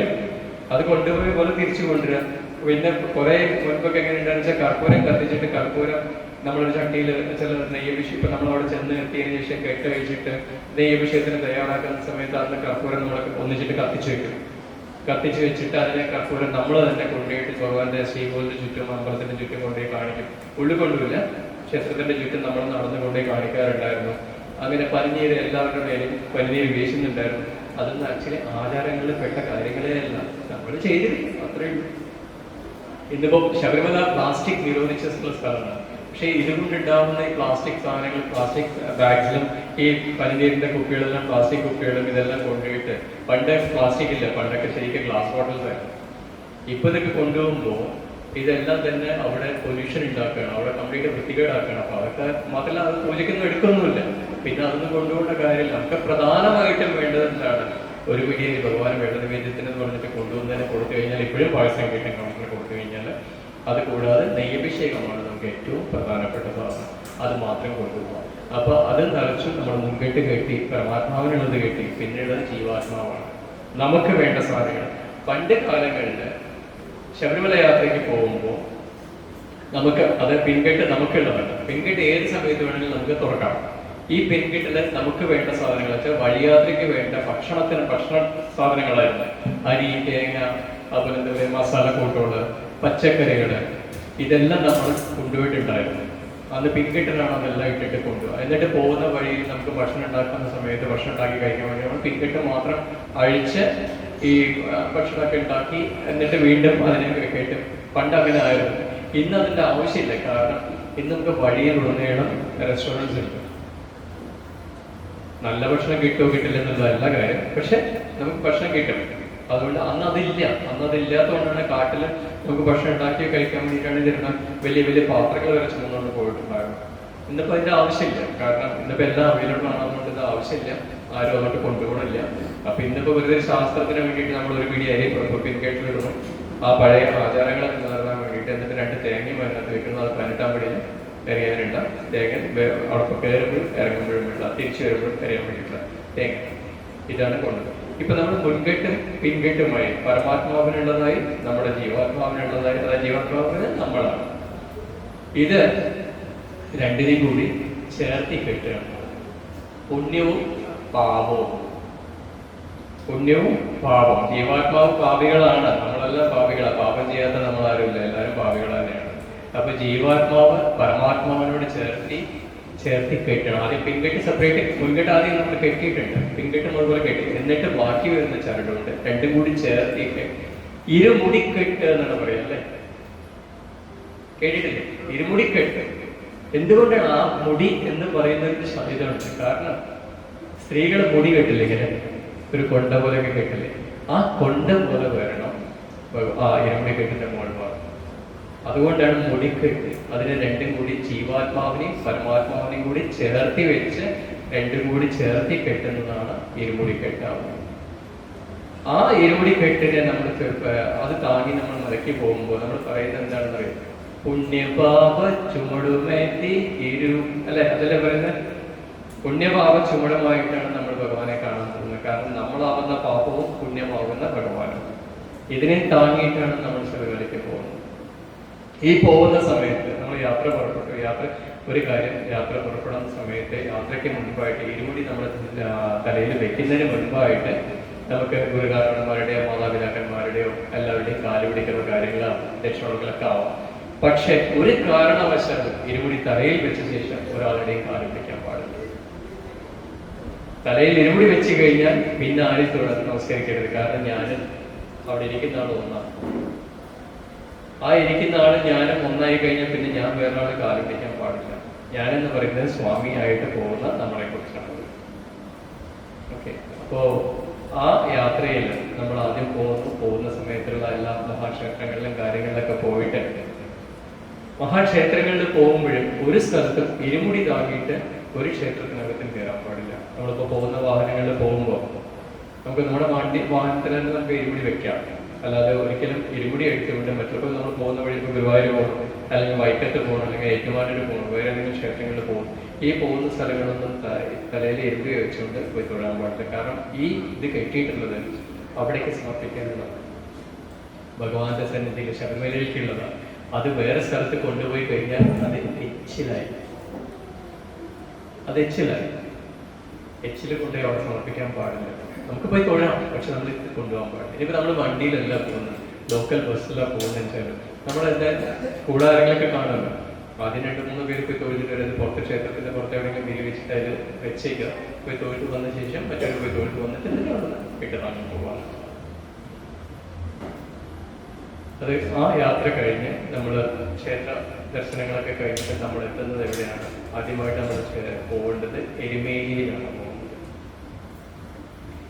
മറ്റുള്ള ക്ഷേത്രങ്ങളൊക്കെ കഴിഞ്ഞു. പണ്ടത്തെ കാനനയാത്രയാണെങ്കിൽ ശരി, പമ്പയ്ക്ക് പോയിട്ട് ഡയറക്റ്റ് പമ്പയിൽ പോവുകയാണെങ്കിൽ ശരി, കന്യാസ്വാമിമാരെ നിർബന്ധമായിട്ടും പോകുന്ന സ്ഥലം തന്നെയാണ് എരുമേലി. എന്താണ് എരുമേലി? എന്തുകൊണ്ടാണ് എരുമേലി? എരുമേലിയുടെ പ്രത്യേകത എന്താണ്? കേൾക്കുന്നില്ല. അതെ, എരുമ. എരുമയെ നിഗ്രഹിച്ച സ്ഥലം എരുമേലി. എരുമ കൊന്ന സ്ഥലം, അതായത് എരുമ കൊല്ലി.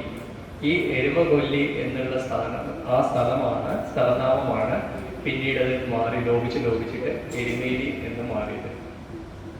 എരുമേലിയുടെ പ്രത്യേകത അതാണ്. ആ എരുമേലിയിൽ പോയിട്ട് നമ്മൾ പേട്ട തൊടുന്നുണ്ട്. സ്വാമിമാർ പേട്ട തൊടുന്നത് ശാസ്താവിന്റെ 2 ക്ഷേത്രങ്ങളാണ്. കൊച്ചി ശാസ്താ ക്ഷേത്രം, വലിയ ക്ഷേത്രമുണ്ട്. അപ്പൊ ചെറിയ ക്ഷേത്രത്തിൽ നിന്ന് നമ്മൾ പേട്ടത്തുള്ളിൽ തുടങ്ങിയിട്ട് ഈ അലങ്കാരങ്ങളും കളറുമെല്ലാം വാരി വലിച്ചിട്ട് ഗതാ അത് ഇതെന്നൊക്കെ പറഞ്ഞ് ഓരോ കാര്യങ്ങളൊക്കെ വെച്ച് എന്താ പറയുക, തലയിൽ ബലൂൺസ് ഒക്കെ കെട്ടി ഒരു കാട്ടാളന്മാരുടെ വേഷം. അത് എന്തിനാന്ന് വെച്ചാൽ 2 കാര്യങ്ങൾ. ഒന്ന്, എരുമയെ കൊന്ന ആ ഒരു ആഹ്ലാദം. അതല്ലാതെ ഉദയനിൽ എന്ന കാട്ടുകൊള്ളക്കാരനെ കൊന്നു വന്നതിന് ശേഷം അയ്യപ്പനും തന്നെ പടയാളികളും കൂടിയിട്ട് അവിടെ വെച്ച് ആഘോഷിച്ചിട്ടാണ് അവിടുത്തെ ആ ആഹ്ലാദ പ്രകടനം വരുന്നത്. ആ ആഹ്ലാദ പ്രകടനത്തിന്റെ റിപ്ലിക്കാണ് ഇപ്പോൾ നമ്മൾ ചെയ്തുകൊണ്ടിരിക്കുന്ന പേട്ട തുള്ളൽ. ഈ പേട്ട തുള്ളുമ്പോൾ നമ്മളൊരു ഇത് ചൊല്ലിയിട്ടാണ് പേട്ട തുള്ളുക. എന്താ ചൊല്ലാറുള്ള പേട്ട തുള്ളുമ്പോ? പറഞ്ഞോളൂ, കേക്കട്ടെ, കുറച്ചിറങ്ങുള്ളൂ. അവിടുന്ന് വരാം. പേട്ട തുള്ളുമ്പോ എന്താ പറയാറുള്ളത്? എരുമേലിയിൽ പേട്ട തുള്ളുന്ന സമയത്ത്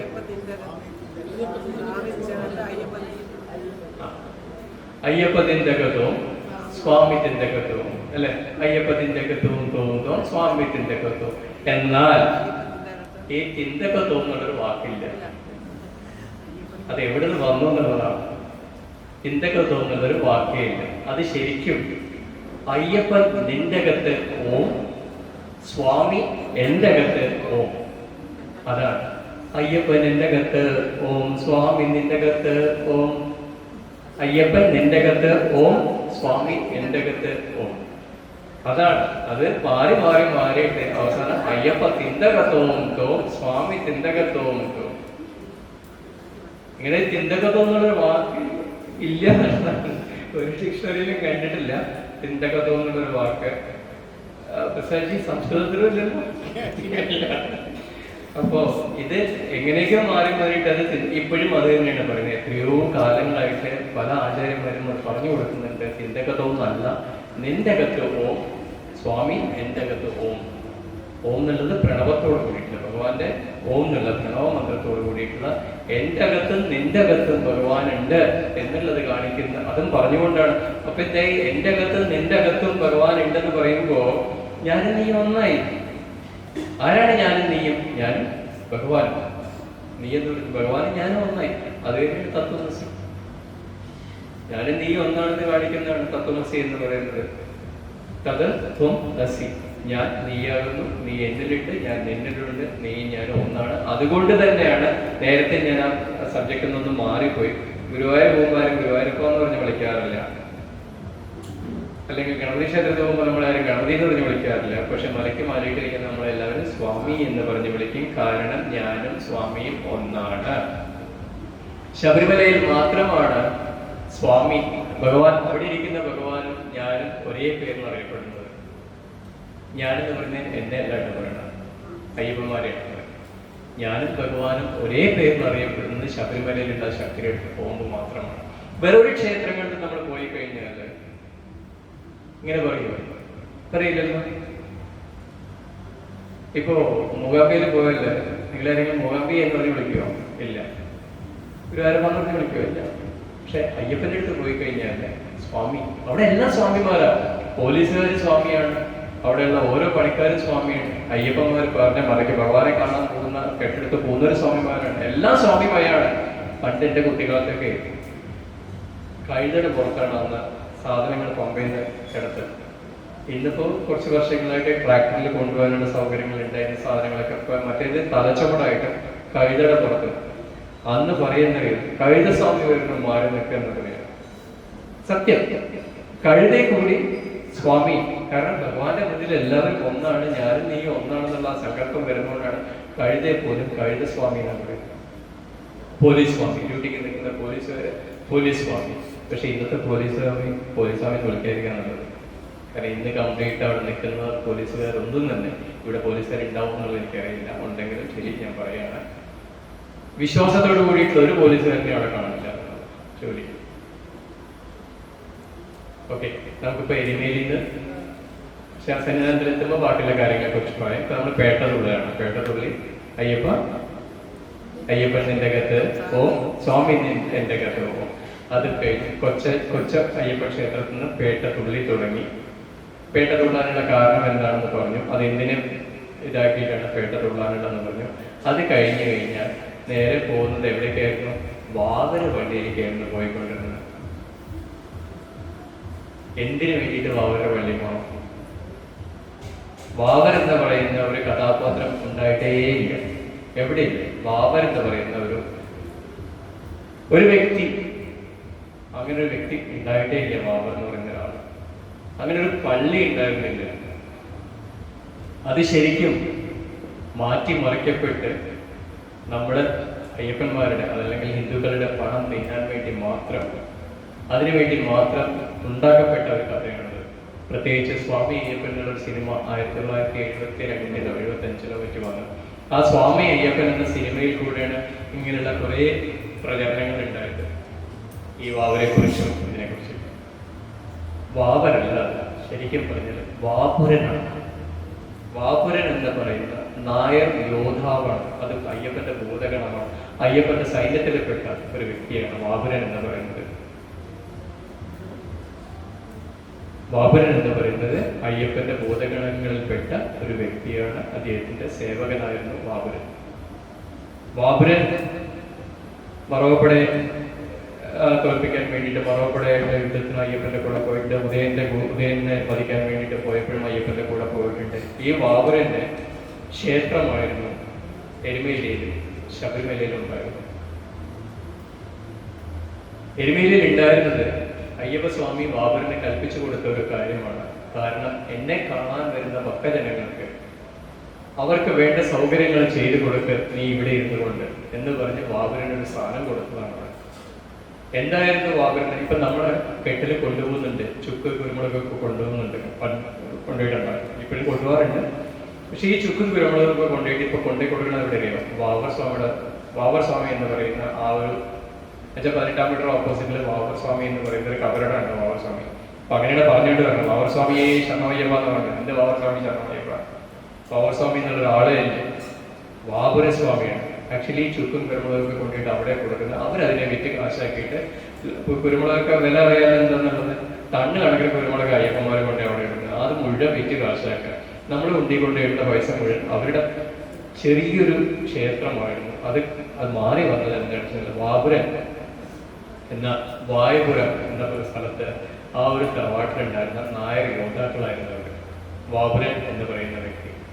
ഈ വാപുരന് അയ്യപ്പൻ കൽപ്പിച്ചു നൽകിയത് എന്നെ കാണാൻ വരുന്ന ഭക്തർക്ക് നീ വേണ്ട സൗകര്യങ്ങൾ ചെയ്തു കൊടുക്കുക എന്ന് പറഞ്ഞപ്പോൾ വാപുരൻ എരുമേലിയിൽ ഒരു സ്ഥാനം വാപുരന് കൊടുത്തിട്ട് ആ എരുമേലിയിൽ നിന്നും വരുന്ന അയ്യപ്പ ഭക്തന്മാർ വരുന്നവർക്ക് അവർക്ക് വേണ്ട ചുക്ക് കാപ്പി അല്ലെങ്കിൽ വെള്ളം അങ്ങനെയുള്ള സാധനങ്ങൾ കൊടുത്ത് തുടങ്ങിയതാണ്. ചുക്ക് കാപ്പി കൊടുക്കുമായിരുന്നു, അങ്ങനെയുള്ള ഓരോ കാര്യങ്ങൾ. ചുക്ക് കാപ്പിക്ക് കുരുമുളക് ഇട്ടിട്ടാണ് ചുക്ക് കാപ്പി ഉണ്ടാക്കുന്നത്. അപ്പൊ അതിനു വേണ്ടിയിട്ടായിരുന്നു നമ്മൾ ചുക്കും കുരുമുളകൊക്കെ കൊണ്ടുപോയിട്ട് സമർപ്പിച്ചിട്ടുണ്ടായിരുന്നത്. ഈ വാപുരന്റെ വംശം കുറെ വർഷങ്ങൾക്ക് ശേഷം വാപുരൻ എന്നുള്ള നമുക്കൊരു കുടുംബമുണ്ട്. ആ കുടുംബത്തിലെ അവസാനത്തെ കന്യായിട്ടുള്ള വാപുരൻ, അതായത് അന്ന് തുടങ്ങിയിട്ടുള്ള ആ സ്ഥാനത്തുള്ള വാപുരൻ എന്ന് തന്നെ പറയാം. സ്ഥാനം വെച്ച് നോക്കുമ്പോൾ വാപുരൻ എന്ന് തന്നെ പറയാം. ഈ വാപുരന്റെ അവസാനത്തെ കന്യായിട്ടുള്ള വാപുരൻ, അദ്ദേഹത്തിന് പ്രായമായി. അദ്ദേഹത്തിന് ശബരിമലയ്ക്ക് പോകാൻ പറ്റുന്നില്ല അയ്യപ്പ ഭക്തന്മാരെ സേവിക്കാൻ വേണ്ടിയിട്ട്, അല്ലെങ്കിൽ ഇവിടെ എരുമേലിയിലാണെങ്കിലും ഭക്തർക്ക് വേണ്ടിയിട്ട് എന്തെങ്കിലും ചെയ്തു കൊടുക്കാൻ തന്നെ പ്രായം കൊണ്ട് പറ്റാത്തൊരവസ്ഥ വന്നു. ഈ അവസ്ഥ വന്നപ്പോ അന്നത്തെ തന്ത്രിയായിരുന്ന കൃഷ്ണരുടെ തന്ത്രിയോട് ഇദ്ദേഹം നേരിൽ പോയിട്ട് സംസാരിച്ചു. അദ്ദേഹം പറഞ്ഞു, ഇനി എൻ്റെ ശാരീരികമായിട്ടുള്ള പ്രശ്നങ്ങൾ കാരണം എനിക്കത് അങ്ങോട്ട് വരാം. ഇതിനിടയ്ക്ക് എന്തുണ്ടായെന്ന് വെച്ചാൽ ഈ വരുന്ന ഈ ബാബര കുടുംബത്തിലെ അവസാനത്തെ ആൺ സന്തതിയായിരുന്നു ഈ ബാബരൻ. ഇദ്ദേഹത്തിന്റെ പെങ്ങളുണ്ടായിരുന്നു. അവസാനമായിട്ട് ആ ഒരു ലേഡി മാത്രമായിരുന്നു അവസാനമായിട്ട് ഉണ്ടായിരുന്നത്. അവര് തൊട്ടടുത്തുള്ള ഒരു മുസൽമാൻ കുടുംബത്തിൽ ഒരു മുസ്ലിമായിട്ട് ഇവര് പ്രണയത്തിലായിരുന്നു. അവര് കല്യാണം കഴിച്ചു. ഈ ബാബര കുടുംബത്തിൽ, നായർ കുടുംബത്തിലുണ്ടായിരുന്ന സ്ത്രീ മുസ്ലിം കുടുംബത്തിലെ ഒരാളുമായിട്ട് പ്രണയത്തിലായിട്ട് അവരെ വിവാഹം കഴിച്ചു. ഇതൊന്നും കെട്ടുകഥകളല്ല കേട്ടോ. ഇതൊന്നും ഇപ്പൊ നിങ്ങൾ വിചാരിക്കുന്നുണ്ടാവും ഇത്ര കാലം ഇതൊന്നും വന്നില്ലല്ലോ, ഇപ്പൊ എന്താക്കുക. ഇത് കെട്ടുകഥകളല്ല. ബോധനാഥോപാഖ്യാനം പറഞ്ഞൊരു പുസ്തകമുണ്ട്. ഇതാണ് അയ്യപ്പന്റെ ചരിത്രങ്ങളിലെ ഏറ്റവും വളരെയധികം നമുക്ക് ഓതന്റിക് ആയിട്ട് നമുക്ക് പഠിപ്പിച്ചു തരുന്ന ആ ഒരു പുസ്തകമാണ് ബോധനാഥോപാഖ്യാനം. അത് 100 വർഷത്തിൽ കൂടുതൽ മുമ്പ് രചിച്ച പുസ്തകമാണ്. അതിന്റെ സെക്കൻഡ് ഇതായിട്ടാണ് ബോധനാഥ സർവസ്വം. അതുപോലെ തന്നെ ശബരിമല സർവസ്വം ഉണ്ട്. ഇതിലെല്ലാം തന്നെ ഈ ചരിത്രങ്ങൾ മുഴുവൻ പറയുന്നുണ്ട്. ബാബരൻ, എന്നിട്ട് ഈ ബാബരന്റെ ഇതിൽ വന്നിട്ടുള്ള അവസാനത്തെ കന്യയായിട്ടുള്ള ഈ സ്ത്രീ മുസ്ലിം കുടുംബത്തിൽ പോയി വിവാഹം കഴിഞ്ഞ ശേഷം ഇവര് അറിയാലോ, മുസ്ലിമിലേക്ക് നമ്മൾ പോയി കഴിഞ്ഞു കഴിഞ്ഞാൽ കൺവേർഷൻ ആവുന്നുണ്ട്. നമ്മുടെ ഇതിലേക്ക് അവർ ഒരിക്കലും വരുന്നില്ല. പക്ഷെ അവരിലേക്ക് നമ്മൾ പോയി കഴിഞ്ഞാൽ നമ്മൾ നിർബന്ധമായിട്ട് അവരിലേക്ക് മാറ്റുക എന്നുള്ളതാണ്. ഇവര് പാത്തുമ എന്നുള്ള പേര് സ്വീകരിച്ചിട്ട് അവരെ അങ്ങോട്ട് കൺവേർട്ട് ചെയ്തു. അവര് പാത്തുമയായിരുന്നു. പണ്ട് വില്ലടിച്ച പാട്ട്, പണ്ട് നാട്ടിൽ ജനിച്ചു വളർന്നവരൊക്കെ ആണെങ്കിൽ അറിയാം, ഇവിടെ അവർക്ക് അറിയാൻ വഴിയില്ല. നമ്മുടെ വില്ലടിച്ച പാട്ട്, അയ്യപ്പൻ പാട്ടുണ്ടല്ലോ, അതിൽ പാത്തുമ്മയെ കുറിച്ച് പറയുന്നുണ്ട്, ബാബറിനെ കുറിച്ചും പറയുന്നുണ്ട്, പാത്തുമ്മയെ കുറിച്ചും പറയുന്നുണ്ട്. പാത്തുമ്മയുടെ ഇതായിട്ടാണ് അവർ. ആ പാത്തുമ്മയിൽ ഉണ്ടാവുന്ന മക്കളെ ഡെഫിനറ്റ്ലി മുസ്ലിംസ് ആയിരിക്കില്ല. മുസ്ലിമിനുണ്ടാവുന്ന മക്കൾ മുസ്ലിംസ് ആയിരിക്കില്ലേ. അപ്പൊ ഈ പഴയ ബാബറിന്, അദ്ദേഹത്തിന് ബാബറിന് വരാൻ പറ്റാത്തൊരു അവസരം വന്നപ്പോൾ അദ്ദേഹത്തിന്റെ പാരമ്പര്യം അല്ലെങ്കിൽ പരമ്പര നിലനിർത്താൻ വേണ്ടിയിട്ടും അയ്യപ്പന്മാർക്ക് സേവനങ്ങൾ, ഇതുപോലെ ചുക്കുകാപ്പി അങ്ങനെയുള്ള കാര്യങ്ങളൊക്കെ കൊടുക്കാനും വേണ്ടി ഇദ്ദേഹം തന്ത്രിയെ പോയി കണ്ടിട്ട് പറഞ്ഞു, എന്നെ കൊണ്ട് പറ്റില്ല, ഇനി എനിക്ക് പറ്റാവുന്ന എന്റെ പെങ്ങളാണ്. അവളിപ്പം കല്യാണമൊക്കെ കഴിഞ്ഞ് മുസ്ലിം ആയിട്ടുണ്ട്. പക്ഷെ അതിലൊരാള്, ആ പരമ്പരയിലത്തെ ഒരാൾക്ക് അവിടുന്ന് കൽപ്പിച്ചു കൊടുക്കുകയാണെന്നുണ്ടെങ്കിൽ അവർ വന്നിട്ട് ഈ കർമ്മങ്ങൾ അയ്യപ്പന് വേണ്ടി അയ്യപ്പന്മാർക്ക് വേണ്ടിയിട്ട് ചെയ്തു കൊടുക്കുമെന്ന് പറഞ്ഞു. അത് പ്രകാരം തന്ത്രി അദ്ദേഹമാണ് അതിന് പെർമിഷൻ കൊടുത്തത്. ആയിക്കോട്ടെ എന്ന് പറഞ്ഞു. അദ്ദേഹം മുന്നും പിന്നും വേറെ ഒന്നും ആലോചിച്ചില്ല. കാരണം നല്ല ഇതുള്ളവർക്ക് ദുഷ്ടതകൾ ഉണ്ടാവില്ലല്ലോ, നാളെ എന്താണെന്നുള്ളതിനെ കുറിച്ച് അങ്ങനെയൊന്നും ചിന്തിക്കുന്നില്ലല്ലോ. എന്നിട്ട് അന്ന് തുടങ്ങിയ സേവനം ഇവര് എന്ത് ചെയ്തതെന്ന് വെച്ചാൽ, ആ ബാബറിന്റെ ക്ഷേത്രം, അത് ക്ഷേത്രമായിട്ട് കുറച്ചു കാലം മുന്നോട്ട് കൊണ്ടുപോയി. പിന്നീട് അത് ബാബർ പള്ളി, ബാബുരൻ എന്ന പേര് മാറിയിട്ട് ബാബർ പള്ളി എന്നുള്ള പേരിലേക്ക് പോയി. ബാബർ പള്ളി ശബരിമലയിലുള്ളത് ബാബറുടെ കബറിടമാണ്. ബാബർക്ക് കബറിടമാണ്. ബാബർ അവിടെ മരിച്ചിട്ടില്ല, ബാബർ അവിടെ ദയിപ്പിച്ചിട്ടില്ല, ഒന്നും ചെയ്തിട്ടില്ല. പിന്നെ എങ്ങനെ ബാബർക്ക് കബറിടാവും? അവിടെ കബറിടം ഉണ്ടാക്കി വെച്ചിട്ടുണ്ട്. 12-ാമത്തെ നമുക്കില്ല, ബാബറുടെ കബറിടം എന്ന് പറഞ്ഞിട്ട് അവിടെ ഉണ്ടാക്കി വെച്ചിട്ടുണ്ട്. അവിടെ എങ്ങനെ കബറിടം വരുന്നത്? ഇവിടെ എന്നതിന് ശേഷം ഈ മസ്ജിദ്, അതായത് ഈ ബാബറിന്റെ ഇത് ക്ഷേത്രമായിരുന്ന ബാബറിന്റെ ഇത് ബാബർ പള്ളിയായി 1999 വരെ, 1999 വരെ അത് ബാബർ പള്ളിയായിരുന്നു. 2000 അതിന് പേര് മാറി നൈനാർ മസ്ജിദ് എന്നുള്ള പേരിലായിരുന്നു. നൈനാർ മസ്ജിദ് എന്റെ കുട്ടിക്കാലത്ത് ഓർമ്മയുണ്ട്. പക്ഷെ അന്ന് കുട്ടിക്കാലത്ത് അത് ക്ഷേത്രമായിരുന്നു എന്നുള്ളതിനെ കുറിച്ച് എനിക്ക് അത്ര ഇതിൽ വ്യക്തമായിട്ടില്ല. പക്ഷെ ഞാൻ എന്നേക്കാളും കൂടുതലായിട്ട് പോയിട്ടുള്ള പണ്ടത്തെ ഗുരുസ്വാമിമാരിൽ നിന്നും കേട്ട് മനസ്സിലാക്കിയതും അവർ പറഞ്ഞിട്ടുള്ള, അവരൊക്കെ പോകുന്ന സമയത്ത് അത് ക്ഷേത്രമായിരുന്നു എന്ന് പറഞ്ഞിട്ടുണ്ട്. ബാബറിന്റെ ക്ഷേത്രമായിരുന്നു. ഞാൻ പോകുന്ന സമയത്ത്, ഞാൻ കാണുന്ന സമയത്തും ഈ കഴിഞ്ഞ 1995 വരെയൊക്കെ അത് ചെറിയൊരു ആസ്പെറ്റോ ഷീറ്റൊക്കെ ഇട്ടിട്ട് ചെറിയൊരു പള്ളിയായി മാറ്റിയിട്ടുണ്ട്. ക്ഷേത്രം പള്ളിയായി മാറി. പിന്നീട് ഇന്നിപ്പോൾ 2000 കൂടിയിട്ട് അത് താജ്മഹലിനേക്കാൾ വലുപ്പത്തിലുള്ള ഒരു മസ്ജിദായി മാറി. അത് നൈനാർ മസ്ജിദ് എന്നുള്ള പേര്. ഈ മസ്ജിദ് പണിയാനുള്ള പൈസ എവിടെ കിട്ടി? അയ്യപ്പന്മാരുടെ പൈസ. ഈ അയ്യപ്പന്മാർ പോയിട്ട് അവിടെ കൊണ്ട് കൊത്തിച്ചൊരിയ പൈസ. പ്രത്യേകിച്ച് മലയാളിയല്ല, മലയാളി ഉറപ്പിട്ടുണ്ട്. മലയാളി ഉറപ്പിട്ടുണ്ട്. നമ്മളെ സംബന്ധിച്ച് കുണ്ടിയിൽ പൈസ ഇടുന്ന കഴിഞ്ഞാൽ ഉറപ്പില്ല. മാക്സിമം എന്തെങ്കിലും കാര്യസാധ്യം ഉണ്ടെങ്കിൽ ഭഗവാനെ അത് നടക്കുന്നത് 100 ഉറപ്പില്ല. അത് കാര്യം നടത്തിയാലേ ഉള്ളൂ കേട്ടോ, അല്ലെങ്കിൽ നമ്മളിടില്ല. 1 രൂപയാണ് നമ്മുടെ പരിപാടി. പക്ഷേ തമിഴന്മാരും മറ്റുള്ളവരൊക്കെ വന്നിട്ടുള്ള പൊട്ട ബാഗിലാണ് ചാക്കിലൊക്കെ കൊണ്ടുവന്നിട്ട് പൈസ കൊടുക്കുന്നത്. അപ്പൊ ഈ പൈസ മുഴുവൻ അവിടേക്ക് പോയി ഈ പൈസ കൊണ്ട് ഒരു പള്ളി പണിത്. ഒരു കാര്യം മാത്രം സിമ്പിളായിട്ട് നമ്മൾ ആലോചിച്ചാൽ മതി. ഈ വാവരുടെ പള്ളിയിൽ നമ്മൾ പറയുന്നത് വാവർ സ്വാമിയെ ശരണമയ്യപ്പ എന്ന് പറഞ്ഞ് പോകുമ്പോൾ അവരാരും അവിടെ ഇരുന്നിട്ട് സ്വാമിയെ ശരണമയ്യപ്പ എന്ന് പറയുന്നില്ല. ഈ മുസ്ലിം സഹോദരന്മാരാരും തന്നെ അവിടെ ഇരുന്നു കൊണ്ട് സ്വാമിയെ ശരണമയ്യപ്പ അയ്യപ്പ ശരണമെന്ന് അവരാരും പറയുന്നില്ല. നമ്മൾ പറയുന്നു വാവർ സ്വാമിയെ ശരണമയ്യപ്പ എന്ന് പറയുന്നത്. എന്നിട്ട് ഇത് കഴിഞ്ഞിട്ട് നമ്മൾ വാവരുടെ പള്ളി പ്രദക്ഷിണം വെക്കണം. അതായത് കൊച്ചരിയപ്പ ക്ഷേത്രത്തിന്റെ പേട്ട തൊള്ളിയുടെ നേരെ മുന്നിൽ കാണുന്ന വാവർപ്പള്ളിയിൽ പോയിട്ട് പ്രദക്ഷിണം വെച്ചിട്ടാണ് പിന്നെ നമ്മൾ വലിയ ശാസ്ത്ര ക്ഷേത്രത്തിൽ പോയിട്ട് അവിടെ പേട്ട തൊള്ളിൽ അവസാനിപ്പിക്കുന്നത്. 1 കിലോമീറ്ററോളം നടന്നു പോയിട്ട്. നല്ല ചൂട് കാലത്താണ് ഓട്ടോമാറ്റിക്കായിട്ട് തുള്ളും. കാരണം കാലത്താലും കൊള്ളും. അയ്യപ്പത്തിൻ്റെയൊക്കെ തോന്നൊക്കെ തനിയെ തുള്ളുകയുള്ളു. അപ്പൊ ഇവിടെ ഈ പള്ളിയിൽ പോലും പല സ്ഥലത്തും എഴുതി വെച്ചിട്ടുള്ള എന്താണെന്നറിയും, ലാ ഇലാഹ ഇല്ലല്ലാഹ് മുഹമ്മദ് റസൂലുള്ളാഹ്. എന്താണ് ലാ ഇലാഹ ഇല്ലല്ലാഹ്? അല്ലാഹുവിനേക്കാളും വലിയൊരു ദൈവമില്ല, അല്ലാഹു തന്നെയാണ് എല്ലാം. എന്നാൽ പിന്നെ ഈ അയ്യപ്പന്മാർ പോകുന്ന വാവപ്പള്ളിയിലാണെന്നുണ്ടെങ്കിൽ, വാവരെ എത്രയും അയ്യപ്പന്മാരെ സ്വീകരിക്കുന്ന ഇതാണെന്നുണ്ടെങ്കിൽ അയ്യപ്പസ്വാമിയെ കുറിച്ച് എന്തുകൊണ്ട് അവിടെ എഴുതി വെച്ചിട്ടില്ല? അയ്യപ്പസ്വാമിയെ കുറിച്ച് ഒരക്ഷരം പോലും, ഒരു സ്വാമി ശരണം പോലും ആ പള്ളിക്കകത്ത് എവിടെയും എഴുതി വെച്ചിട്ടില്ല. 1. 2, മുസ്ലിമിനെ സംബന്ധിച്ച് ഭസ്മം ഹറാമാണ്. മുസ്ലിമിനെ സംബന്ധിച്ച് ഭസ്മം എന്ന് പറയുന്നത് അവർക്ക് പറ്റാത്തൊരു സാധനമാണ്. അവരെങ്ങനെ അവിടുന്ന് ഭസ്മം നമുക്ക് തരുന്നുണ്ട്. പള്ളിക്ക് അകത്ത് കയറ്റില്ല, പുറത്ത് നമ്മൾ പ്രദക്ഷിണം വെച്ച് വരുമ്പോൾ അവരുടെ ആ പ്രയർ ഹാളിന്റെ മുന്നിൽ വാതിൽ അടച്ചിട്ടിരിക്കാം. അത് തുറന്നു പോലും ഇടില്ല. അവരുടെ ആ നമാസിന്റെ സമയത്ത് മാത്രമേ അവർ പുറപ്പെടും. അല്ലാത്ത സമയത്ത്, അടച്ചിട്ടുള്ള സമയത്ത് അവിടെ നിന്നുകൊണ്ട് മുസ്ലിം പുരോഹിതന്മാരോ അവരുടെ മുക്രിയോ കൊല്ലാത്ത ആരോ ആയിക്കോട്ടെ, അവര് നമുക്ക് ഭസ്മം തരുന്നുണ്ട്. നമ്മുടെ കാര്യമായിട്ട് അതിനൊക്കെ ചേർത്ത് വലിച്ച് സ്വാമിയെ ശരണം അയ്യപ്പ, വാവർ സ്വാമിയെ ശരണം എന്ന് പറഞ്ഞ് നമ്മൾ അവർക്ക് ഇട്ടിട്ട് വളരെ ഭക്തിയോട് കൂടിയിട്ട്, കാരണം വാവർ അയ്യപ്പന്റെ ഉത്തമ സുഹൃത്താണ്. ലെങ്കോട്ടിയാർന്ന് പറയില്ലേ, അങ്ങനെ ഒരു അത്രയും ക്ലോസ് ആയിരുന്നു അച്ഛൻ. എന്താ പറയാ, അയ്യപ്പന്റെ അത്രയും ക്ലോസ് ഫ്രണ്ടാണ്. അയ്യപ്പന്റെ കൂടെ എല്ലാ കാര്യത്തിനും കൂടെ നിന്ന ആളാണ് വാവർ. അപ്പൊ അവരെ നമ്മൾ തീർക്കാട്ടി പറ്റും.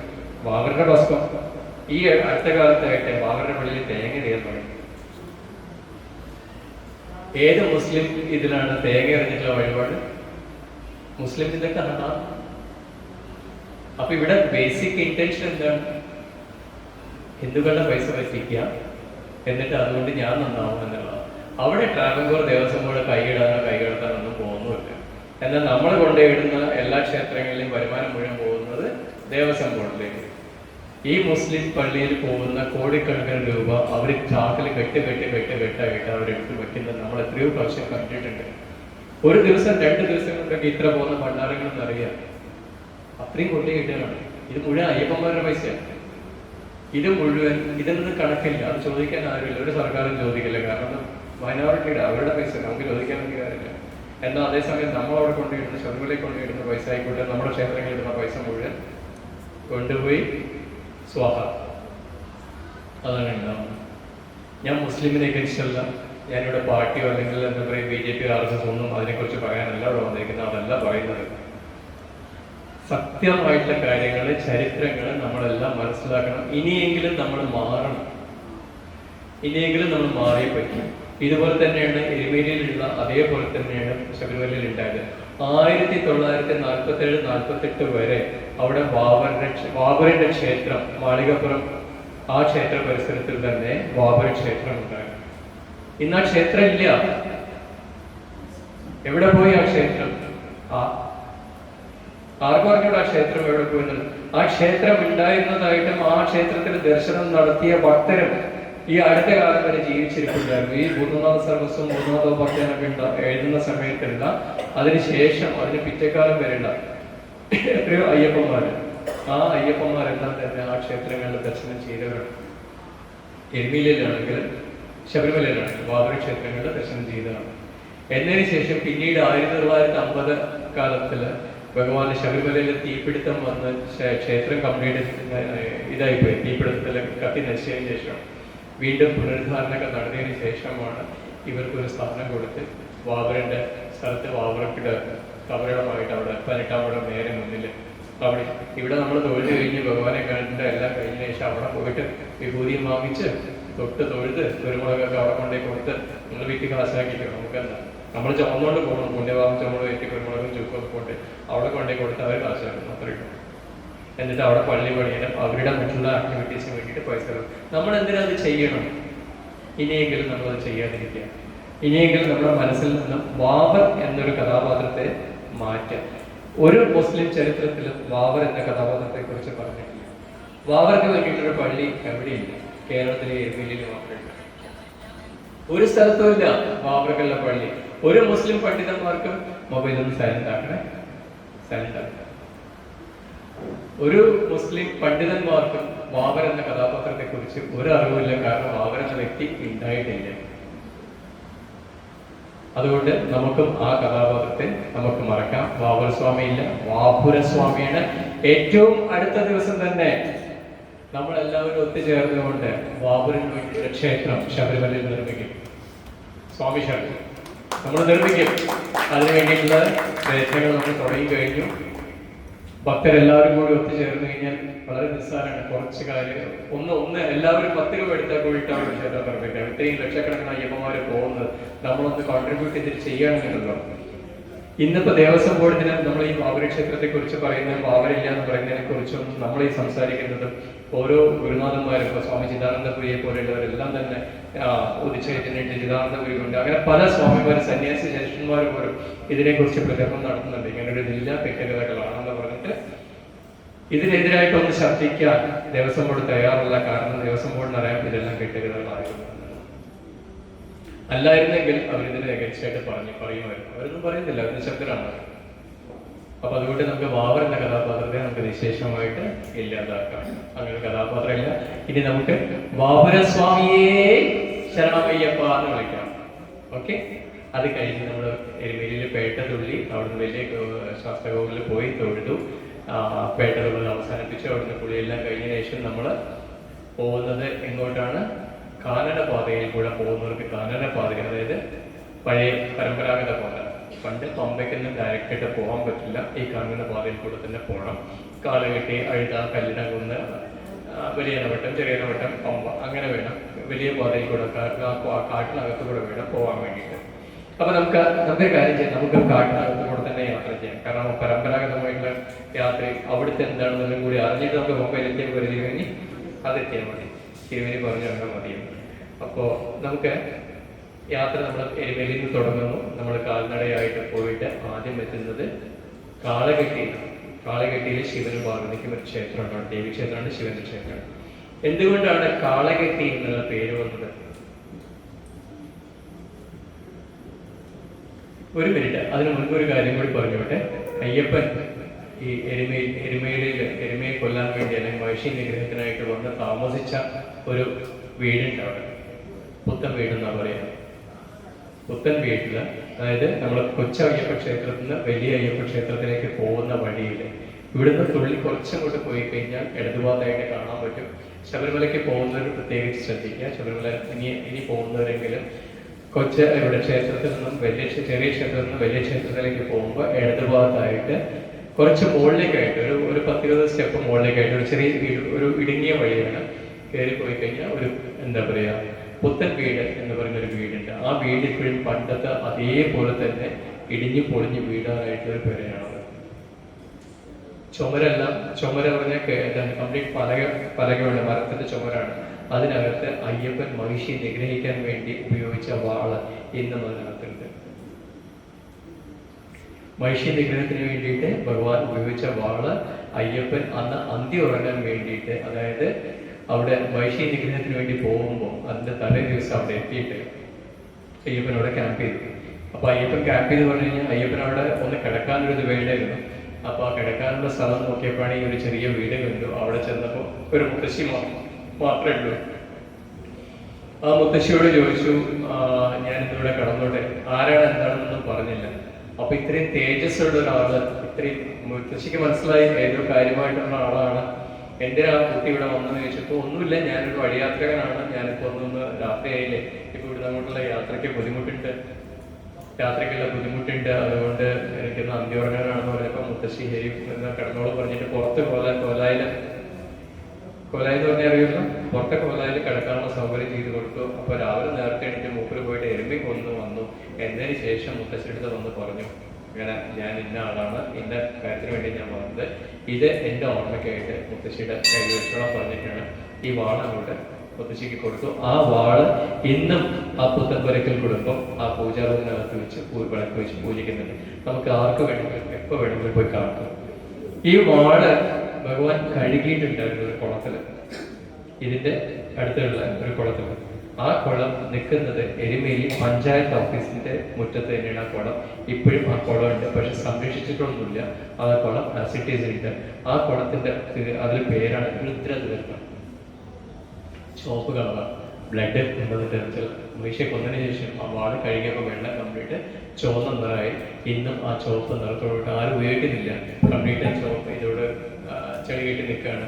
എന്നാൽ അതിനെ വേണ്ട രീതിയിലൊന്ന് പ്രൊട്ടക്ട് ചെയ്യുക, വേണ്ട രീതിയിൽ തന്നെ എന്താ പറയുക, അയ്യപ്പ ഭക്തന്മാർക്ക് വന്ന് കാണാനും ദർശനം ചെയ്യാനും വേണ്ടിയിട്ടൊരു അവസരം കൊടുക്കുക, ഇതൊന്നും ചെയ്യുന്നില്ല.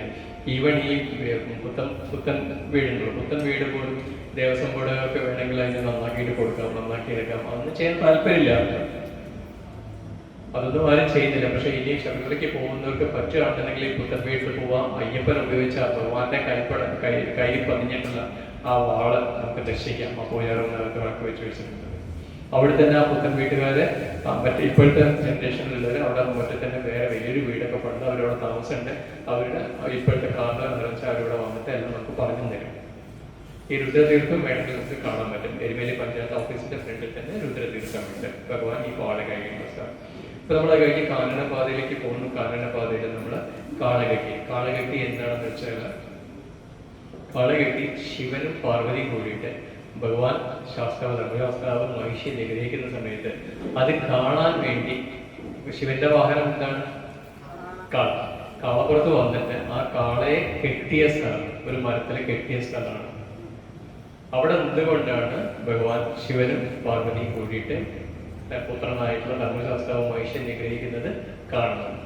അപ്പൊ അതുകൊണ്ട് ആ സ്ഥലത്തിന്റെ പേര് ഭഗവാൻ ശിവൻ വന്ന കാളയെ കെട്ടിയ സ്ഥലമായതുകൊണ്ട് അതിന് കാള കെട്ടി എന്നുള്ള പേര് വരുന്നു. ഇപ്പോഴും ആ മരമൊന്നും ഇപ്പൊ ഇല്ല, പക്ഷെ ഭഗവാന്റെ ആ സങ്കല്പത്തിൽ അവിടെ ശിവക്ഷേത്രം ഉണ്ട്. ആ ശിവക്ഷേത്രത്തിലെ നിത്യം പൂജയും കാര്യങ്ങളെല്ലാം നടക്കുന്നുണ്ട്. ശിവക്ഷേത്രത്തിൽ സീസണിൽ മാത്രമല്ല, അല്ലാത്ത സമയത്ത് പൂജയും കാര്യങ്ങളൊക്കെ നടക്കുന്നുണ്ട്. അത് കഴിഞ്ഞ് നമ്മൾ പോകുന്നത് അതിനിടയ്ക്ക് ചെറിയ കൊച്ചു സ്ഥലങ്ങളുണ്ട്. ഞാൻ അത്ര ചെറിയ സ്ഥലങ്ങളെ കുറിച്ച് കൂടുതൽ പറയുന്നില്ല, കാരണം അതിന് അത്രയ്ക്ക് കൊണ്ട് ഇമ്പോർട്ടൻസ് ഇല്ല. ഇമ്പോർട്ടൻ്റ് ആയിട്ടുള്ള സ്ഥലങ്ങളെ കുറിച്ച് മാത്രമാണ് പറയുന്നത്. അത് കഴിഞ്ഞ് നമ്മൾ പോകുന്ന അഴുത നദി എന്ന് പറയുന്നത് വളരെ വെള്ളം ഇതുള്ള അഴുതയിലാണ് നമ്മൾ പോയിട്ട് മുങ്ങി കുളിക്കുന്നുണ്ട്. ഒരു 12 to 13 minutes, 10-15 മിനിറ്റ് മാക്സിമം. കാരണം 1.25 മണിക്കൂർ കഴിഞ്ഞു.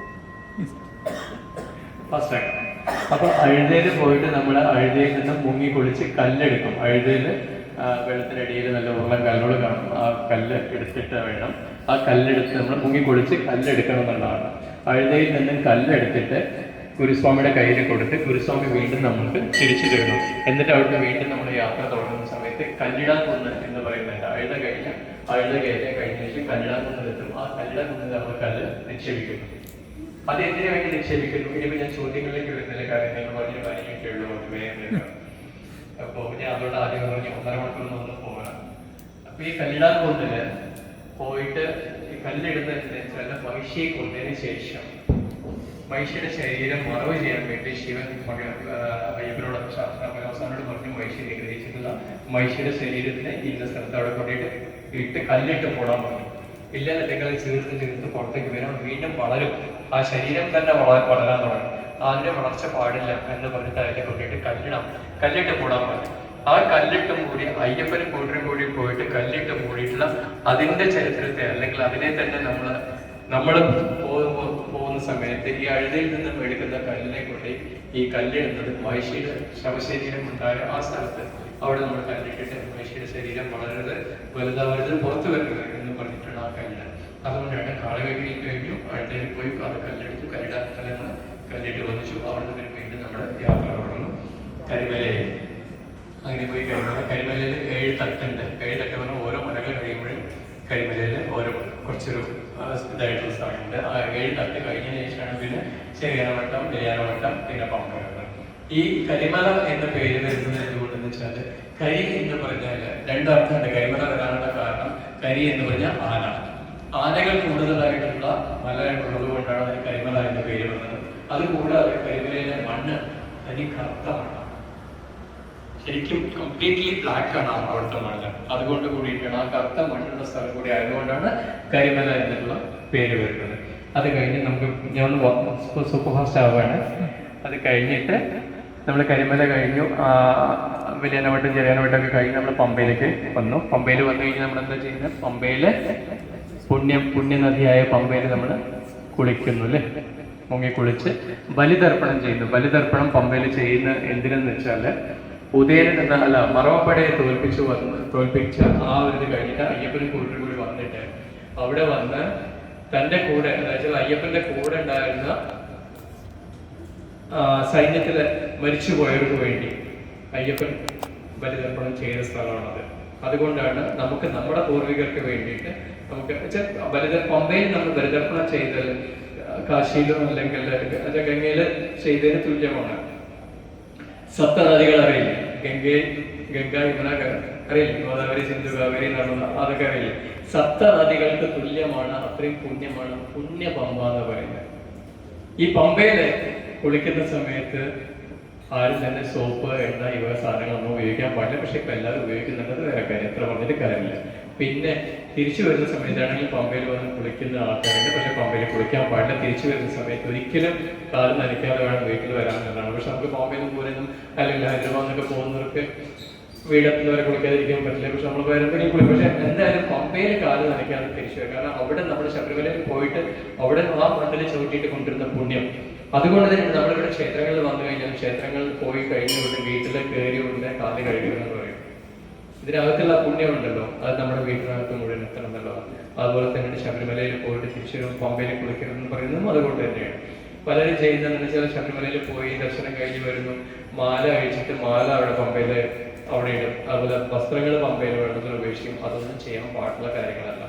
മാല ആക്ച്വലി ഉപേക്ഷിക്കേണ്ട കാര്യമില്ല. ഒരു പ്രാവശ്യം മാല ഇട്ട് കഴിഞ്ഞാൽ ആ മാല തന്നെ നിങ്ങൾ എത്ര വർഷം പോകുന്നു അത്രയും വർഷം നിങ്ങൾക്ക് മാല പൊട്ടുന്നത് വരെ നിങ്ങൾക്ക് ഉപയോഗിക്കാം. അല്ലാതെ വർഷാവർഷം ഒരു പ്രാവശ്യം മലയ്ക്ക് പോയി വന്നിട്ട് ആ മാല നമ്മൾ അവിടെ ഏതെങ്കിലും ക്ഷേത്രത്തിൽ പോയി മാല അഴിച്ചു, ആ ക്ഷേത്രത്തിലെ മരത്തിൽ കൊണ്ടുപോയിട്ടു അല്ലെങ്കിൽ വേറെ എവിടെയെങ്കിലും കൊണ്ടുപോയിട്ടു നദിയിൽ ഒഴുക്കി വിട്ടു, അത് ചെയ്യേണ്ട കാര്യമില്ല. ആ മാല തന്നെയാണ് നിങ്ങളുടെ ജീവിതകാലം മുഴുവൻ എത്ര പ്രാവശ്യം മലയ്ക്ക് പോകുന്നത്. മാല സ്വയം പൊട്ടി പോകുന്നത് നിങ്ങൾക്ക് ഇപ്പൊ ഈ ഇടയ്ക്ക് എന്നോട് അവിടെ ചോദിക്കേണ്ടത്, കണ്ണൂർ കോഴിക്കോടുള്ള ആളാണ്. എന്നോട് ചോദിച്ചു, സ്വാമി ഇങ്ങനെ ഞാൻ മാലയിട്ടിട്ടുണ്ട് തുലാമാസത്തിൽ. അപ്പം ഞാൻ വിശുദ്ധം പോകാൻ വേണ്ടിയിട്ട് ഞാൻ നേരത്തെ മാലയിട്ടതാണ്, പക്ഷെ എൻ്റെ മാല 2-3 പ്രാവശ്യം പൊട്ടി വീഴുന്നു. ഞാൻ എന്താ ചെയ്യാൻ? മനസ്സിന് വല്ലാത്ത വിഷമം. ഞാൻ മനസ്സിന് വിഷമിക്കേണ്ട കാര്യമില്ല.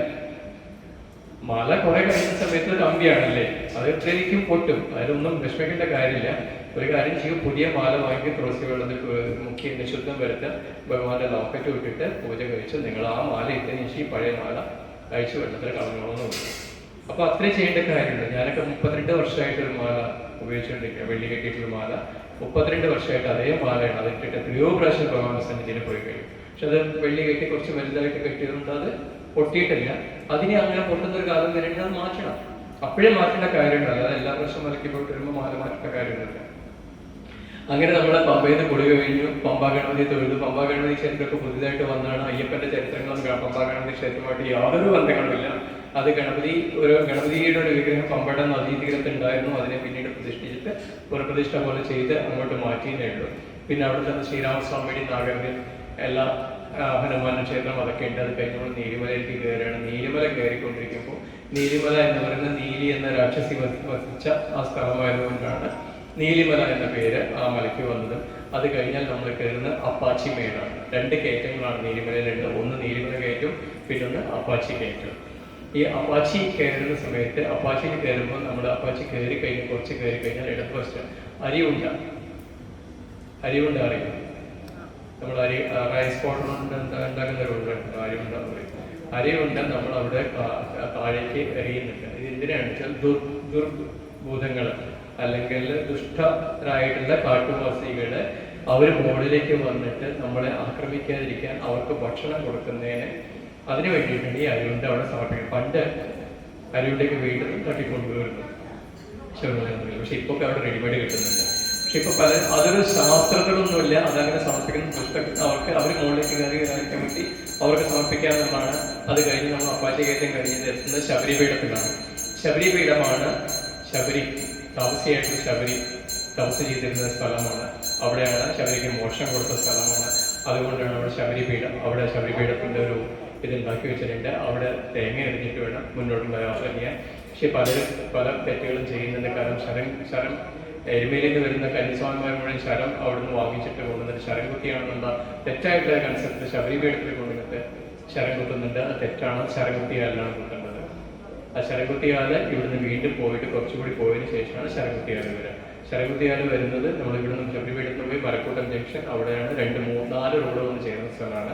ഒന്ന് ഈ നീലിമലയിൽ കൂടെ പോകുന്ന റോഡ്, പിന്നെ ഒന്ന് സ്വാമി അയ്യപ്പൻ റോഡ്, ചന്ദ്രാനന്ദൻ റോഡ്, ശരകുത്തിയാൽ വഴി. ശരകുത്തിയിൽ പോയപ്പോഴും ശരം കുത്താൻ വേണ്ടി ഈ ശരകുത്തിയിലാണ് കന്യാസ്വാമിമാരും കൂടെ. അവിടെ ഭഗവാൻ ആയുധങ്ങൾ ഉപേക്ഷിച്ച സ്ഥലമാണ്. ഭഗവാനും തന്റെ അനുയായികൾ കൂടിയിട്ട് ആയുധങ്ങൾ ഉപേക്ഷിച്ചു. കാരണം അവിടെ നമ്മോട് താഴേക്ക് പോകുന്ന ഭഗവാന്റെ പുണ്യ പൂങ്കാവനമാണ്. അവിടെ ആയുധങ്ങളുടെ ആവശ്യമില്ല. അവിടെ ആയുധങ്ങളുടെ ആവശ്യമില്ല. ഭഗവാൻ കുടികൊള്ളുന്ന സ്ഥലത്ത് ആയുധങ്ങളുടെ ആവശ്യമില്ല. അതുകൊണ്ട് എന്ത് ആയുധങ്ങൾ ഉണ്ടെങ്കിലും അതെല്ലാം ആ ഒരു പെർട്ടിക്കുലർ പ്ലേസ് ശരംകുത്തിയാലിൽ അവിടെ നിക്ഷേപിച്ചിട്ടാണ് നമ്മൾ താഴെ ഭഗവാന്റെ പുണ്യ പൂങ്കാവനത്തിലേക്ക് പോകുന്നു. അവിടെ പോകുമ്പോൾ നമ്മൾ ആദ്യം കാണുന്നത് എന്താണ്? ദർശനത്തിൽ പോകുന്ന സമയത്ത് കർപ്പൂരാഴി കാണുന്നു. കർപ്പൂരാഴി അല്ലെങ്കിൽ ഹോമകുണ്ടം എന്ന് പറയാം. ആ ഹോമകുണ്ടത്തെ കുറിച്ച് 2 മിനിറ്റ് ഞാൻ പിന്നീട് പറയാം, ലാസ്റ്റ് പറയാം. അത് കഴിഞ്ഞ് നമ്മൾ കയറുന്നത് സത്യമായ പൊന്നു 18-ാം പടിയാണ്. എന്താണ് സത്യമായ പൊന്നു 18-ാം പടി? അതിന് പല സത്യങ്ങളുണ്ട്. സത്യമായ പൊന്നു 18-ാം പടിക്ക് റിസർച്ച് ഒരു 15 minutes because I just can't stop it. Let me complete the subject. Okay. ഒരു മണിക്കൂർ പറഞ്ഞത്, പക്ഷേ എനിക്ക് മനസ്സിലായി. 2 മണിക്കൂർ ആകാൻ പാടില്ല. അപ്പോ 18-ാം പടിയുടെ തത്വങ്ങളാണ്. 18-ാം പടി എന്താണ്? 18-ാം പടി? 18 പടികളല്ലേ? അതുകൊണ്ടാണ് 18-ാം പടി. വരട്ടെ പറയൂ. അവിടെയുള്ളവരൊന്നും ഒന്നും പറയുന്നില്ല. അറിയുന്നതാണെങ്കിൽ പറയാം, തെറ്റാണെങ്കിൽ കുഴപ്പമില്ല. തിരുത്തി തരാൻ പറയാത്ത കാര്യങ്ങളാണെന്നുണ്ടെങ്കിൽ 18-ാം പടി എന്ന് പറയുന്നത് ആദ്യത്തെ 18 പുരാണങ്ങളൊക്കെ ശരിയാണ്. പക്ഷെ ആദ്യത്തെ 5 പടി നമ്മുടെ സെൻസ് ഓർഗൻസിന്റെ പഞ്ചേന്ദ്രിയങ്ങളാണ്. എന്താണ് പഞ്ചേന്ദ്രിയങ്ങൾ? നാക്ക്, കണ്ണ്, മൂക്ക്, ചെവി, നാക്ക്, തൊക്ക്. പഞ്ചേന്ദ്രിയങ്ങൾ, നമ്മുടെ 5 സെൻസ് ഓർഗൻസ്. അതാണ് ആദ്യത്തെ 5 പടി. പിന്നത്തെ 8 പടി അഷ്ടരാഗങ്ങളാണ്. എന്താണ് അഷ്ടരാഗങ്ങൾ? കാമം, ക്രോധം, ലോഭം, മോഹം, മതം, മാത്സര്യം, ഡംഭ, അസൂയ. ഇതാണ് പിന്നത്തെ 8 പടി. അത് കഴിഞ്ഞാൽ പിന്നെ ഉള്ളത് 3 പടി. അതായത് 5, 8, 13ആയി. പിന്നെ വരുന്ന 3 പടി ത്രിഗുണങ്ങളാണ്. സത്വഗുണം, തമോഗുണം, രജോഗുണം. 3 ത്രിഗുണങ്ങളാണ്. അത് കഴിഞ്ഞാൽ അവിദ്യ, വിദ്യ. ഇതാണ് 18 പടിയുടെ തത്വങ്ങൾ. ഈ 18 പടികളിൽ കയറി ചെല്ലുമ്പോൾ നമ്മൾ എത്തുന്നവരുടെ കാണുന്ന ആദ്യം എന്താണ്? തത്വമസി എന്നാണ് കാണുന്നത്. ഈ 18 പടികൾ കയറി ഈ 18 പടികളിൽ ഇത് മാത്രമല്ല, ഈ പഞ്ചേന്ദ്രിയങ്ങളും അഷ്ടരാഗങ്ങളും ത്രിഗുണങ്ങളും എന്താ പറയാ, വിദ്യ, അവിദ്യ, ഇത് കൂടാതെ ഇത് വേറൊരു ശാസ്ത്രം കൂടിയുണ്ട്. ഈ 18 പടികളിലും ശ്രീചക്രമുണ്ട്. ഓരോ പടിയിലും ശ്രീചക്രമുണ്ട്. ആ ശ്രീചക്രമുള്ള പടി ഉള്ളത് കൊണ്ടാണ് വേറെ ഒരു സ്ഥലത്തും ചെയ്യാതെ പടികളിൽ ഹവിസ് തൂകുന്ന ഒരേ ഒരു സ്ഥലം 18-ാം പടി. ശബരിമലയിലെ 18-ാം പടി മാത്രമാണ് ഹവിസ് തൂകുന്നത്. പിന്നെ നമുക്ക് വെച്ചാൽ ഭഗവത്ഗീതയിൽ പറയുന്ന 18 അധ്യായങ്ങൾ അതിനെടുക്കാം, 18 പുരാണങ്ങൾ എടുക്കാം, 18 ഉപപുരാണങ്ങൾ എടുക്കാം, 18 വേദങ്ങൾ എടുക്കാം. ഇതിന്റെ എല്ലാം റെപ്രസെന്റ് ചെയ്യുന്നതാണ് 18 പടികൾ. ഇതിനൊക്കെ പുറമെ ഓരോ പടികളിലും മലദൈവങ്ങളുണ്ട്. ശബരിമലയിൽ കൂടി ചേർന്നിട്ട് ഇൻക്ലൂഡിങ് ശബരിമല 18 മലകളുണ്ട് ചുറ്റും. 18 മലകൾ ചുറ്റപ്പെട്ട് കിടക്കുന്ന ഇൻക്ലൂഡിങ് ശബരിമല. ആ 18 മലകളിലുള്ള ഓരോ മലയ്ക്കും ഓരോ മലദൈവങ്ങളുണ്ട്. ആ മലദൈവങ്ങളെ ഓരോ ഇതിലും കുടിയിരുത്തിയിട്ടുണ്ട്. ഇവർക്ക് കൊടുക്കുന്ന പൂജയാണ് പടിപൂജ. ഇപ്പൊ നമ്മുടെ കേരളത്തിന് പുറത്ത്, ശബരിമലയ്ക്ക് പുറത്ത് പല ക്ഷേത്രങ്ങളിലും 18-ാം പടി വെച്ചിട്ടുള്ള ക്ഷേത്രങ്ങളുണ്ട്. അവിടെയൊക്കെ തന്ത്രിമാരും തിരുമേനിമാരൊക്കെ വന്നിട്ട്, ഞാൻ സ്വാമി ശരണം അത് തെറ്റായിട്ട് എടുക്കരുത്, തിരുമേനിമാരും തന്ത്രിമാരൊക്കെ വന്നിട്ട് പടിപൂജകൾ ചെയ്യാറുണ്ട്. എന്ത് ബേസിലാണ് പടിപൂജ ചെയ്യണമെന്നുള്ളത് അറിയില്ല. ശബരിമലയിലെ പടിപൂജ ചെയ്യുന്നത് അവിടുത്തെ ഓരോ പടികളിലും ശ്രീചക്രം ഉള്ളതുകൊണ്ടും ഓടമാരദേവങ്ങൾക്ക് വേണ്ടി കൊടുക്കുന്ന പൂജകൾ ഉള്ളതുകൊണ്ടാണ് ശബരിമലയിൽ പടിപൂജ ചെയ്യുന്നത്. പക്ഷെ ബാക്കിയുള്ള ക്ഷേത്രങ്ങൾ എന്തിനെ ബേസ് ചെയ്തിട്ടാണ് പടിപൂജ നടത്തുന്നത്, എന്തിനു വേണ്ടിയിട്ടാണ് 18-ാം പടി അയ്യപ്പ ക്ഷേത്രങ്ങളിൽ കേരളം ഈ ശബരിമല അല്ലാത്ത ക്ഷേത്രങ്ങൾ 18-ാം പടി വെക്കുന്നത് എന്ന് പോലും അറിയില്ല. അവിടെയും കെട്ടെടുത്ത് കയറുന്നുണ്ട്. ആയിക്കോട്ടെ, ഒന്നും ഞാൻ എഗൻസ്റ്റ് അല്ല, പക്ഷെ തത്വങ്ങൾ എന്താണെന്ന് അറിഞ്ഞു കഴിഞ്ഞാൽ നല്ലതായിരിക്കും. പക്ഷെ തത്വങ്ങൾ അറിയുന്നില്ല, ചോദിക്കുമ്പോഴും ആരും പറയാൻ തയ്യാറല്ല. സാധ്യത അവർ പറഞ്ഞ് ഞാൻ ചെയ്തു, അത്രയില്ല, ഞങ്ങൾ ചെയ്തു, പടിപൂജ നടന്നു, ഇതൊക്കെ തന്നെയാണ് കാര്യങ്ങൾ. അപ്പൊ അത് കഴിഞ്ഞ് നമ്മൾ കാണുന്നത് ആരെയാണ്? അയ്യപ്പനെ കാണുന്നു തത്വമസി. അത് കഴിഞ്ഞ് ഭഗവാന്റെ ദർശനം കഴിഞ്ഞ ശേഷം നമ്മൾ ഇരുമുടി അഴിച്ചിട്ട് നെയ്യഭിഷേകം, ഭഗവാന് തേങ്ങ അടിച്ച് നെയ്യഭിഷേകം നടന്നു. ഈ നെയ്യഭിഷേകം നടത്തുന്നതോട് കൂടിയിട്ട്, അതായത് ഈ 18 പടി കയറി നമ്മൾ തത്വമസിയിലേക്ക് എത്തിക്കഴിഞ്ഞാൽ നമ്മൾ ശരിക്കും ഭഗവാനോട് ഒന്നിച്ച് കഴിഞ്ഞു, ഭഗവാന്റെ കൂടെ എത്തിക്കഴിഞ്ഞു, ഞാനും നീ ഒന്നായി കഴിഞ്ഞു. അത് കഴിഞ്ഞിട്ട് ഞാനാവുന്ന എന്നെ ഞാൻ പരിപൂർണമായിട്ടും ഭഗവാനെ സമർപ്പിക്കുന്നതാണ് ആ തേങ്ങ ഉടച്ചിട്ട് നമ്മൾ നെയ്യ് അഭിഷേകം ഭഗവാനെ ചാർത്തുന്നത്. കാരണം ഞാനും നീയും ഒന്നാവും, ഞാൻ അതിലേക്ക് ഭഗവാനിലേക്ക് അയ്യപ്പനിലേക്ക് മെർജാവുകയാണ് ചെയ്യുന്നത്, ഭഗവാനിലേക്ക് ലയിക്കുകയാണ് ഞാൻ ചെയ്യുന്നത്. അതാണ് നെയ്യഭിഷേകം. അത് കഴിഞ്ഞിട്ട് അതിൽ നിന്ന് കിട്ടുന്ന നെയ്യ്, പരിഭാവനമായിട്ടുള്ള നെയ്യ്, അതിന് എന്താ പറയുക, അതിന് പല രീതിയിലും ഔഷധ ഗുണങ്ങളും കാര്യങ്ങളൊക്കെ ഉള്ളതാണ് നെയ്യ്. അതിനെ പരിശുദ്ധമായി വീട്ടിൽ കൊണ്ടുവന്ന് സൂക്ഷിക്കുക. അതിനിപ്പോൾ ബാക്കി കുക്കിങ്ങിനൊന്നും ഉപയോഗിക്കാൻ പാടില്ല. ആ പരിശുദ്ധമായിട്ടുള്ള സ്ഥലത്ത് വെച്ച് നമുക്ക് നെയ്യ് സേവിക്കാം. ഈവൻ ഉദരസംബന്ധമായിട്ടുള്ള എന്തെങ്കിലും അസുഖങ്ങൾ വന്നാൽ കൂടിയിട്ട് അത് കഴിച്ചാൽ ഭേദമാവും എന്നുള്ള കാര്യത്തിൽ യാതൊരു സംശയവും വേണ്ട. പിന്നെ ഈ ശരീരമാവുന്ന, അതായത് ഭഗവാനിലേക്ക് നമ്മൾ ലയിച്ചു കഴിഞ്ഞാൽ പിന്നെ നമുക്ക് ശരീരത്തിന്റെ ആവശ്യമില്ല. ആ ശരീരമാവുന്ന തേങ്ങ നമ്മൾ ഹോമകുണ്ഡത്തിലിട്ട് ദഹിപ്പിച്ചു. അതാണ് ഹോമകുണ്ഡത്തിൽ നമ്മൾ കൊണ്ടുവന്ന നെയ്ത്തേങ്ങ കൊണ്ടുവന്ന നെയ്യ് ഭഗവാനിലേക്ക് അർപ്പിച്ചു കഴിഞ്ഞാൽ ആ തേങ്ങ കൊണ്ടിട്ട് നമ്മൾ ഹോമകുണ്ഡത്തിൽ അർപ്പിക്കുന്നത്. ഭഗവാനും ഞാനുമായിട്ട് ഒന്നിച്ചായി കഴിഞ്ഞാൽ, ഞാൻ ഭഗവാനിലേക്ക് ലയിച്ചു കഴിഞ്ഞാൽ പിന്നെ എനിക്ക് ശരീരത്തിന്റെ ആവശ്യമുണ്ടോ? എന്റെ ആത്മാവ് ഭഗവാനിലേക്ക്, ആത്മാവില്ലാത്ത ശരീരം എന്താണ്? ജഡമാണല്ലേ. ആ ജഡത്തിന്റെ ആവശ്യത്തെ ജഡം നമ്മളെന്താ ചെയ്യുന്നത്? കത്തിച്ചു കളയില്ല ചെയ്യുന്നത്. ആ ജഡമാവുന്ന തേങ്ങ നമ്മൾ കത്തിച്ചു കളയുന്നു, അത്രയുണ്ട്. അത് കഴിഞ്ഞ് നമ്മൾ ദർശനം കഴിഞ്ഞു, മാളികപ്പുറത്ത് പോയി. എന്റെ പ്രസാദ് മാളികപ്പുറത്തിനെ കുറിച്ച് ചെറിയൊരു എന്തായാലും ഇവിടെ വരെ എത്തി. കാരണം ഇതുപോലൊരു അവസരം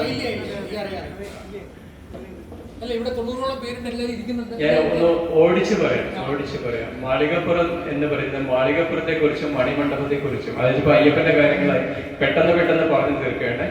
മാളികപ്പുറത്തിനെ കുറിച്ചും മണിമണ്ഡപത്തിനെ കുറിച്ചും ചില തെറ്റായ കുറെ ധാരണകളുണ്ട്. അതുകൊണ്ടാണ് മിസ്കൺസെപ്ഷൻസ്, തെറ്റിദ്ധാരണകൾ എന്താണെന്നുള്ള ഒന്നുകൂടി ക്ലിയർ ചെയ്ത് ഞാൻ നിർത്താം. മാളികപ്പുറം എന്ന് പറയുന്നത്, നമ്മള് അയ്യപ്പൻ സിനിമ വന്നതിന് ശേഷമാണ് എല്ലാവരുടെയും വിചാരം എന്താണെന്ന് വെച്ചാൽ അയ്യപ്പൻ മഹിഷിക്ക് മോക്ഷം കിട്ടി, മഹിഷിയെ കൊണ്ടുപോയിട്ട് അവിടെ ലീല എന്നുള്ള യുവതി ആയിരുന്നു, മഹിഷിയുടെ അവിടെ ഇരുന്നോളാൻ പറഞ്ഞു. എന്നിട്ട് മഹിഷി റിക്വസ്റ്റ് ചെയ്തു, എനിക്ക് തന്നെ കല്യാണം കഴിക്കണം എന്ന് പറഞ്ഞു.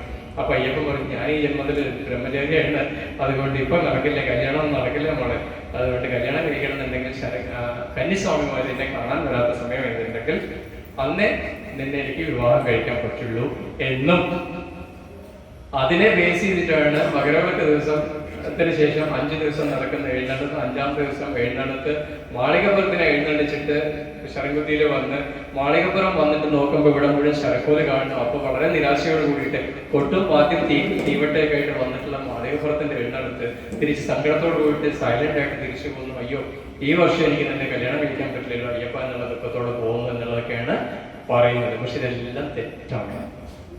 അങ്ങനെ ഒരു കാര്യങ്ങളില്ല. അവിടെ നടക്കുന്നത് മാളികപ്പുറത്തിന്റെ എഴുന്നള്ളത്തെ അല്ല, സാക്ഷാൽ അയ്യപ്പൻ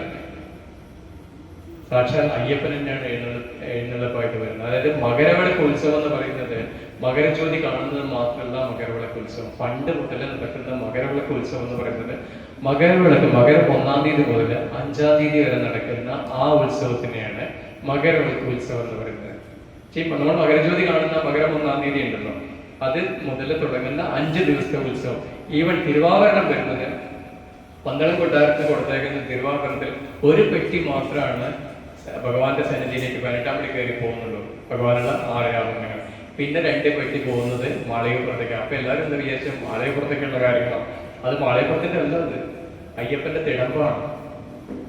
ഉത്സവത്തിന്റെ എഴുന്നള്ളിക്കാനുള്ള അയ്യപ്പന്റെ തിടമ്പാണ്.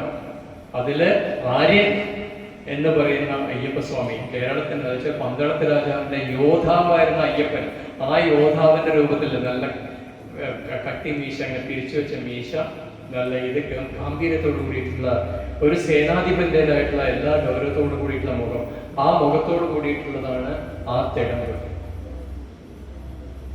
പിന്നെ കൊടിക്കൂറ, ഉത്സവത്തിനുള്ള കൊടിക്കൂറ, ഇതാണ് അവിടേക്ക് പോകുന്നത്. ഈ തിടമ്പാണ് എഴുന്നള്ളിച്ചിട്ട് ആദ്യത്തെ 4 ദിവസം, മകരം 1, 2, 3, 4, അതായത് മകരവിളക്ക് ദിവസം ചില വർഷം നമുക്ക് 14-ാം തീയതി ജാനുവരി 14th ആയിരിക്കും. വളരെ റെയർ ആയിട്ട് മാത്രം ജാനുവരി 15th വരാറുണ്ട്. നമുക്ക് ഇംഗ്ലീഷ് ഡേറ്റും മാറ്റാം, ഇംഗ്ലീഷ് ഡേറ്റിനെ കുറിച്ച് പറയണ്ട. മകരം 1, 2, 3, 4 ഈ 4 ദിവസങ്ങളിൽ നടക്കുന്ന എഴുന്നള്ളിപ്പ് അവിടുത്തെ മണിമണ്ഡപത്തിൽ നിന്നാണ് എഴുന്നള്ളിപ്പ് വരുന്നത്, അല്ലാതെ മാളികപ്പുറത്ത് നല്ല വരുന്നത്. പക്ഷെ ഇവിടെ തെറ്റുപറ്റിയെന്ന് വെച്ചാൽ മാളികപ്പുറത്തിന്റെ അതേ ക്ഷേത്രത്തിന്റെ ആ കോമ്പൗണ്ടിനകത്ത് തന്നെ മണിമണ്ഡപം ഉള്ളത് കൊണ്ട് അത് മാളികപ്പുറത്ത് നമ്മുടെ എഴുന്നള്ളിപ്പ് എന്ന് പറഞ്ഞിട്ട് മാറി പറഞ്ഞതാണ്. ഇത് ചെയ്യുന്നത് റാന്നി എന്ന് പറഞ്ഞ സ്ഥലത്ത് വലിയൊരു കുടുംബക്കാരുണ്ട്. അവരാണ് കുറുപ്പന്മാർ, അവരാണ് ഈ പൂജകൾ ചെയ്യുന്നത്. ഈ 5ാമത്തെ ദിവസം 4 ദിവസം ഭഗവാന്റെ 5 രൂപങ്ങള് നമ്മുടെ രംഗോലി എന്ന് പറയില്ലേ, പറഞ്ഞാൽ ഈ കളം വരച്ചിട്ടുള്ളത്, ഈ ഓരോ ദിവസത്തെ പൂജയ്ക്കും അയ്യപ്പന്റെ വിവിധ ഭാവങ്ങളിലുള്ള ഈ കളം ഉണ്ടാക്കിയിട്ടാണ് അവിടെ തർപ്പണ പൂജകൾ നടക്കുന്നത്. 5ാമത്തെ ദിവസം ഭഗവാനെ എഴുന്നള്ളിച്ചുകൊണ്ട് കൊട്ടും വാദ്യം കാര്യങ്ങളൊക്കെ ആയിട്ട് ആനപ്പുറത്ത് പോകുന്നത്, ശരംകുത്തിയാലിലേക്കാണ് പോകുന്നത്. അവിടെ മാളികപ്പുറം അല്ല പോകുന്നത്, അയ്യപ്പൻ തന്നെ പോകുന്നത്. അതെന്തിനാ പോണ? നമ്മൾ നേരത്തെ കേട്ട കഥ എന്താണ്? മാളികപ്പുറം പോകുന്നു, ശരംകുത്തിയിൽ പോയിട്ട് ശരങ്ങൾ ഉണ്ടെന്ന് നോക്കുന്നു, ശരം ഇല്ലെന്നുണ്ടെങ്കിൽ കല്യാണം നടക്കുന്നു പറഞ്ഞ് പോകുന്നു, ഇതൊക്കെ പറഞ്ഞിട്ട് നമ്മൾ കേട്ടത്. പക്ഷെ ഇവിടെ പോകുന്ന മാളികപ്പുറമല്ല, അയ്യപ്പൻ തന്നെയാണ് പോകുന്നത്. അയ്യപ്പൻ പോകുന്നത് കൊട്ടും വാദ്യത്തോടു കൂടി പോയി ശരംകുത്തിയിൽ പോയിട്ട് ശരം നോക്കാനല്ല പോകുന്നത്. തന്റെ ബോധഗണങ്ങള്, അതായത് അയ്യപ്പന്മാരെ, നമ്മൾ ഭഗവാനെ കാണാൻ പോകുന്ന ഭക്തര് വരുന്ന സമയത്ത് ഈ തന്റെ ഭൂതഗണങ്ങൾ മുഴുവൻ, ഭഗവാനെ സേവിക്കുന്ന ഭൂതഗണങ്ങൾ മുഴുവൻ ആ സമയത്ത്, നമ്മൾ പോകുന്ന സമയത്ത് മാറി നിന്ന് ശരംകുത്തിയിട്ട് അവിടെ കാട്ടിൽ ഒളിക്കുന്നു എന്നുള്ളതാണ്. കാരണം വരുന്ന അയ്യപ്പന്മാർക്ക് ബുദ്ധിമുട്ടുകളോ അവരെ കണ്ടിട്ട് നമുക്ക് പേടിയോ കാര്യങ്ങളോ ഉണ്ടാവാൻ പാടില്ല എന്ന് പറഞ്ഞ് അവരെല്ലാം പോയി കാട്ടിൽ അവിടെ ശരംകുത്തിയുടെ അവിടെ പോയി നിൽക്കുന്നു. ആ ഭൂതഗണങ്ങളെ ഭഗവാൻ സ്വയം പോയി കൂട്ടിക്കൊണ്ട് ഇങ്ങോട്ട് കൊണ്ടുവരണം. പക്ഷെ ഇവർക്ക് കാട്ടിലുള്ള ഭൂതഗണങ്ങളായതുകൊണ്ട് അവർക്ക് തീ പേടിയാണ്, ശബ്ദം കൊട്ടും വാദ്യങ്ങളും പേടിയാണ്. അതുകൊണ്ടാണ് അവരെ പോയിട്ട് സൈലന്റ് ആയിട്ട് എല്ലാം ഇതാക്കി, വളരെ സൈലന്റ് ആയിട്ട് കൊട്ടും വാദ്യവും ഒന്നും വേണോ ഒന്നുമില്ലാതെ സൈലന്റ് ആയിട്ട് കൂട്ടിക്കൊണ്ടുവന്നിട്ടാണ് അവർക്ക് വേണ്ടിയിട്ട് ഗുരുതി പൂജ മാളികപ്പുറത്തിന്റെ മുന്നിൽ ആ കോമ്പൗണ്ടിൽ വെച്ച് നടക്കുന്നത്. മണികണ്ഠൻ വസിക്കുന്ന സ്ഥലമാണ്, മണികണ്ഠൻ തപസ്സിരിക്കുന്ന സ്ഥലമാണ്, അയ്യപ്പസ്വാമി തപസ്സിരിക്കുന്ന സ്ഥലമാണ്. സ്വാമി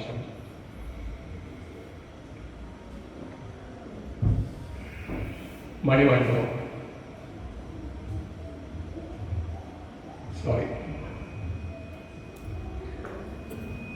ഭഗവാനിലേക്ക് എത്തുന്ന സമയത്ത് വാക്കുകൾ ചിലപ്പം മുറിഞ്ഞു പോവാണ്, പറയാൻ പറ്റാത്തൊരവസ്ഥയിലേക്ക് പോയിക്കൊണ്ടിരിക്കുക. കാരണം ഇവിടെ പറയുമ്പോഴും മനസ്സുകൊണ്ട് പിന്നെ ഞാൻ അവിടെ എത്തിയിരിക്കുകയാണ്.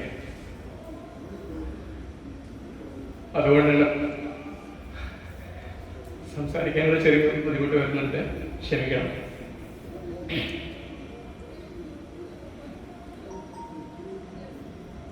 ആ അവസാനത്തെ ദിവസത്തെ മകരം 5-ാം തീയതി ഗുരുതി പൂജയോട് കൂടിയിട്ടാണ് ഈ ഉത്സവം സമാപിക്കുന്നത്.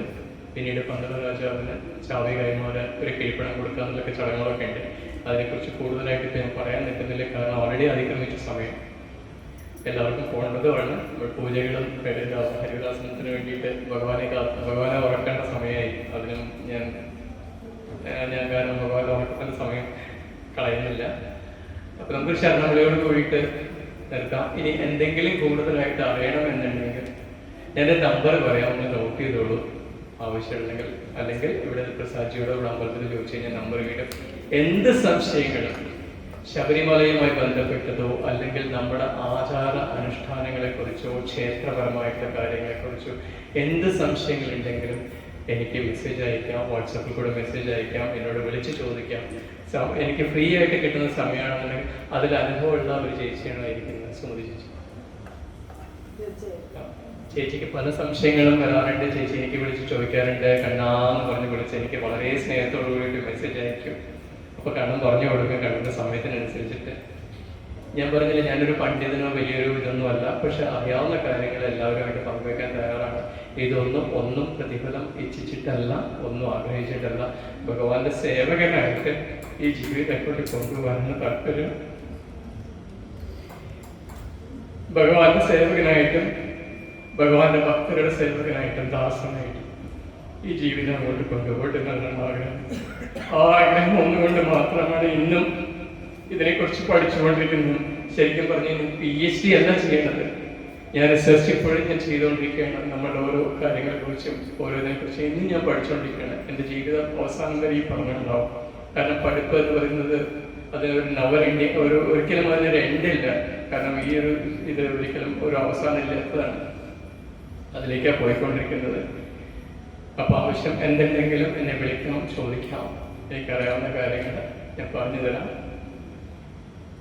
ഇത്രയും പറഞ്ഞുകൊണ്ട് അയ്യപ്പ സ്വാമിയുടെ സന്നിധിയിൽ എനിക്ക് ഈ ഒരു 2 വാക്ക് അല്ലെങ്കിൽ ഇത്രയും നേരം എന്തെങ്കിലുമൊക്കെ പറയാൻ അനുഗ്രഹം തന്ന ഭഗവാനോട് ഞാൻ നന്ദി പറയേണ്ട കാര്യമില്ല. കാരണം എല്ലാം ഭഗവാന്റെ ഇച്ഛയാണ്, അവിടുത്തെ ഇച്ഛ പോലെ എല്ലാം നടക്കുള്ളൂ. ഇന്നിപ്പോൾ അങ്ങോട്ട് നമ്മളൊരു സ്റ്റെപ്പ് വെക്കണമെന്നുണ്ടെങ്കിൽ കൂടിയിട്ട് ഭഗവാന്റെ ഇച്ഛ ഇല്ലാതൊന്നും നടക്കില്ല. അതുകൂടാതെ ഡോക്ടർ പ്രസാദ് ശരിക്കും 5 വർഷമായിട്ട് ഞങ്ങൾ വളരെ അടുത്ത സുഹൃത്തുക്കളാണ്. പക്ഷേ ഇന്ന് ഈ സന്നിധിയിലാണ് ഞങ്ങൾ ആദ്യമായിട്ട് കാണുന്നത്. ഞങ്ങളത് കണ്ടിട്ടില്ല, ഇന്ന് ആദ്യമായിട്ടാണ് കാണുന്നത്. പ്രസാദ് എത്രയോ പ്രാവശ്യം പൂനെയിൽ വന്നിട്ടുണ്ടായിരുന്നു. പൂനെയിൽ വരുമ്പോഴേട്ട് പറയും കണ്ണഞ്ചി ഞാൻ വരുന്നുണ്ട്, നമുക്ക് കാണാം. പക്ഷെ ആ സമയത്തൊന്നും ഞാനുണ്ടാവില്ല, ഞാൻ എവിടെയെങ്കിലൊക്കെ. ഞാൻ ഇന്നും മിക്കവാറും ദിവസങ്ങളിൽ യാത്രകളിലാണ്, അപ്പോൾ കണ്ടിട്ടില്ല. അപ്പോൾ ഭഗവാന്റെ തീരുമാനം ഈ ശബരിമലയിൽ, മിനി ശബരിമലയാണോ, ഈ ശബരിമലയിൽ ഭഗവാന്റെ മുൻസന്നിധിയിൽ വെച്ച് കാണാനാണ് യോഗം ഉണ്ടായിരുന്നത്. അതൊരു അനുഗ്രഹമായിട്ട് കരുതുന്നു. പ്രസാദ് കാരണമാണ് ഞാനിവിടെ എത്തിയത്, നിങ്ങളെല്ലാവരുമായിട്ട് കാണാനും ഇവിടെ വന്ന് 2 വാക്ക് പറയാൻ. പിന്നെ എൻ്റെ വേറൊരു എന്താ പറയുക, ഏറ്റവും അടുത്ത എൻ്റെ ഒരു സഹോദര തുല്യനായിട്ടുള്ള അദ്ദേഹം അഷ്ടമൂർത്തി തിരുമേനി, നിങ്ങൾക്ക് എല്ലാവർക്കും അറിയുമെന്ന് കരുതുന്നു. അദ്ദേഹം ബോംബെയിലായിട്ട് ഒരുപാട് വർഷങ്ങളായി. ഇദ്ദേഹം ഞാൻ ഒരു 10-32 വർഷമായിട്ട് ഞങ്ങൾ ഒന്നിച്ച് താമസിച്ച് ഒന്നിച്ച് ഭക്ഷണം ഉണ്ടാക്കി കഴിച്ചതാണ്. പൂനെയിൽ അയ്യപ്പൻ അമ്പലത്തിൽ, അതുപോലെ ഗുരുവായൂരപ്പൻ അമ്പലത്തിൽ മേൽശാന്തിയായിരുന്നു അദ്ദേഹം ആ സമയത്ത്. അന്ന് മുതലുള്ള ഞങ്ങളുടെ ബന്ധമാണ്. ഇദ്ദേഹത്തിനോട് ഞാൻ പറഞ്ഞു ഞാൻ വരുന്നുണ്ട് തിരുമേനി ഇങ്ങനെ ഇതുണ്ടെന്ന് പറഞ്ഞപ്പോൾ ആ കണ്ണൻ ഞാൻ എന്തായാലും വരിട്ടത് പോലെ അദ്ദേഹത്തിൻ്റെ വിലയിലെ പൂജകൾ, മറ്റുള്ള പൂജകൾ പോലും മാറ്റി വെച്ചിട്ട് അദ്ദേഹം ഇവിടെ വന്നു. അതെനിക്കൊരു ഏറ്റവും വലിയൊരു അനുഗ്രഹമാണ്. അതുപോലെ ഇവിടെ കൂടിയിട്ടുള്ള എല്ലാവരോടും സന്തോഷം, സ്നേഹം എല്ലാം അറിയിക്കുന്നു. അതുകൂടാതെ എല്ലാവരും ഒരു മിനിറ്റ് ഒന്ന് എഴുന്നേറ്റ് നിന്നാൽ നന്നായിരിക്കും.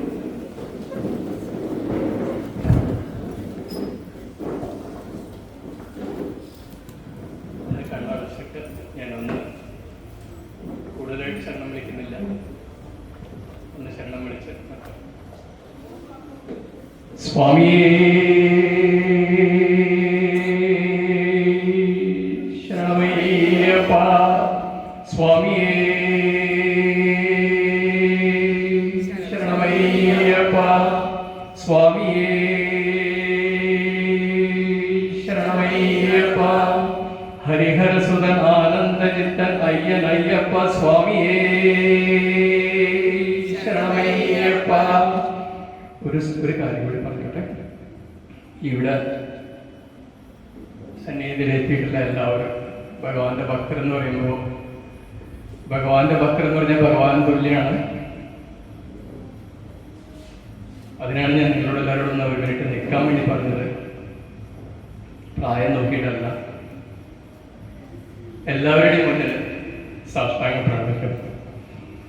സ്വാമി നമസ്കരിക്കാൻ എനിക്ക് ബുദ്ധിമുട്ടുണ്ട്. കാരണം എനിക്ക് കാലിൽ റോഡുണ്ട്, ആക്സിഡൻ്റ് അതിൻ്റെ കാലിൽ റോഡുണ്ട്. നമസ്കരിക്കാൻ എനിക്ക് ബുദ്ധിമുട്ടാണ്. പക്ഷേ എൻ്റെ മനസ്സുകൊണ്ട് ഞാൻ നിങ്ങളുടെ എല്ലാവരുടെയും പാദങ്ങളിൽ നമസ്കരിക്കുന്നു. പ്രായഭേദമന്യേ, കാരണം അയ്യപ്പ ഭക്തരാണ് എല്ലാവരും. ഇത്രയും പറഞ്ഞിട്ട് വാക്കുകൾ നിർത്തുകയാണ്.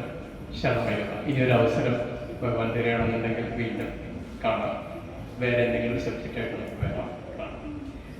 ഹരി.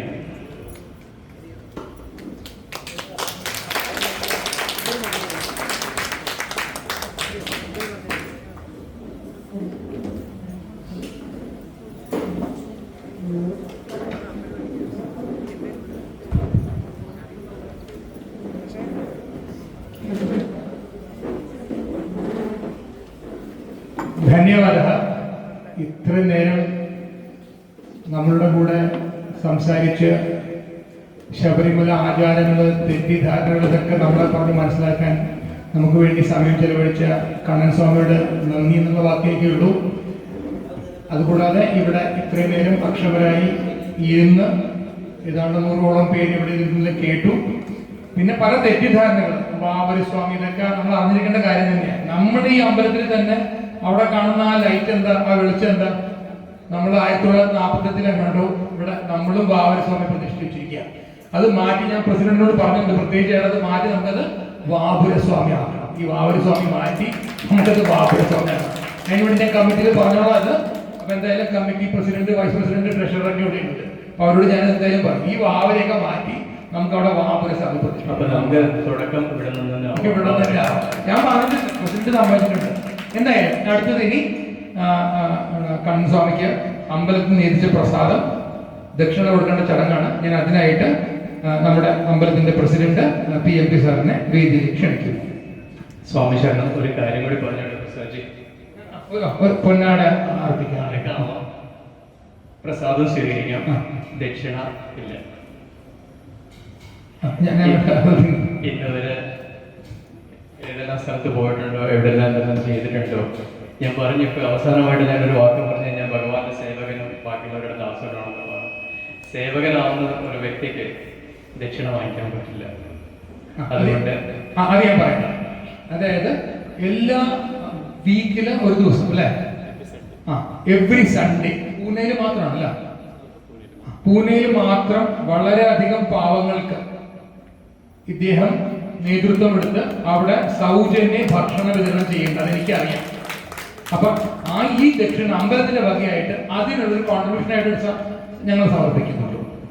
അങ്ങനെ സ്വീകരിക്കാം. ധന്യവാദം. ഞാൻ ദക്ഷിണയായിട്ടല്ല സ്വീകരിക്കുന്നത്, അന്നദാനത്തിന് പാവങ്ങൾക്ക് കൊടുക്കേണ്ട അന്നദാനത്തിനൊരു കോൺട്രിബ്യൂഷൻ.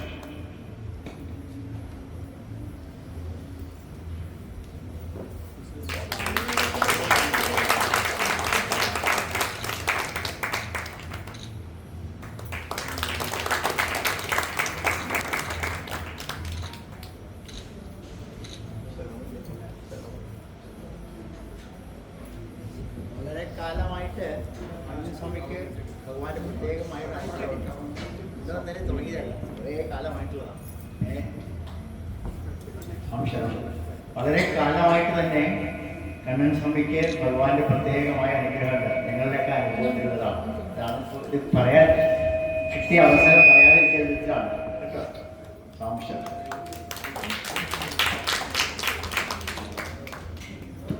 ഒരു മിനിറ്റ് ഞാൻ നമ്പർ പറഞ്ഞുതരാം, ആവശ്യമുള്ളവർ എടുക്കാം.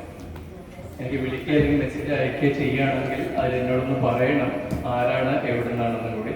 ഇങ്ങനെ ഇന്ന സ്ഥലത്ത് നമ്മൾ കണ്ടതാണെന്നും കൂടി പേരൊന്ന് പറഞ്ഞിട്ട് അയക്കാം.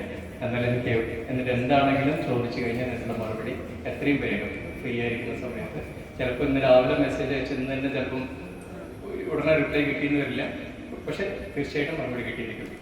എൻ്റെ നമ്പർ 9607710933. JPK നായർന്നോ അല്ലെങ്കിൽ കണ്ണൻ സ്വാമിനെ എന്ത് വേണമെങ്കിലും ഇടാം. 9607710933. സ്വാമി ശരണം.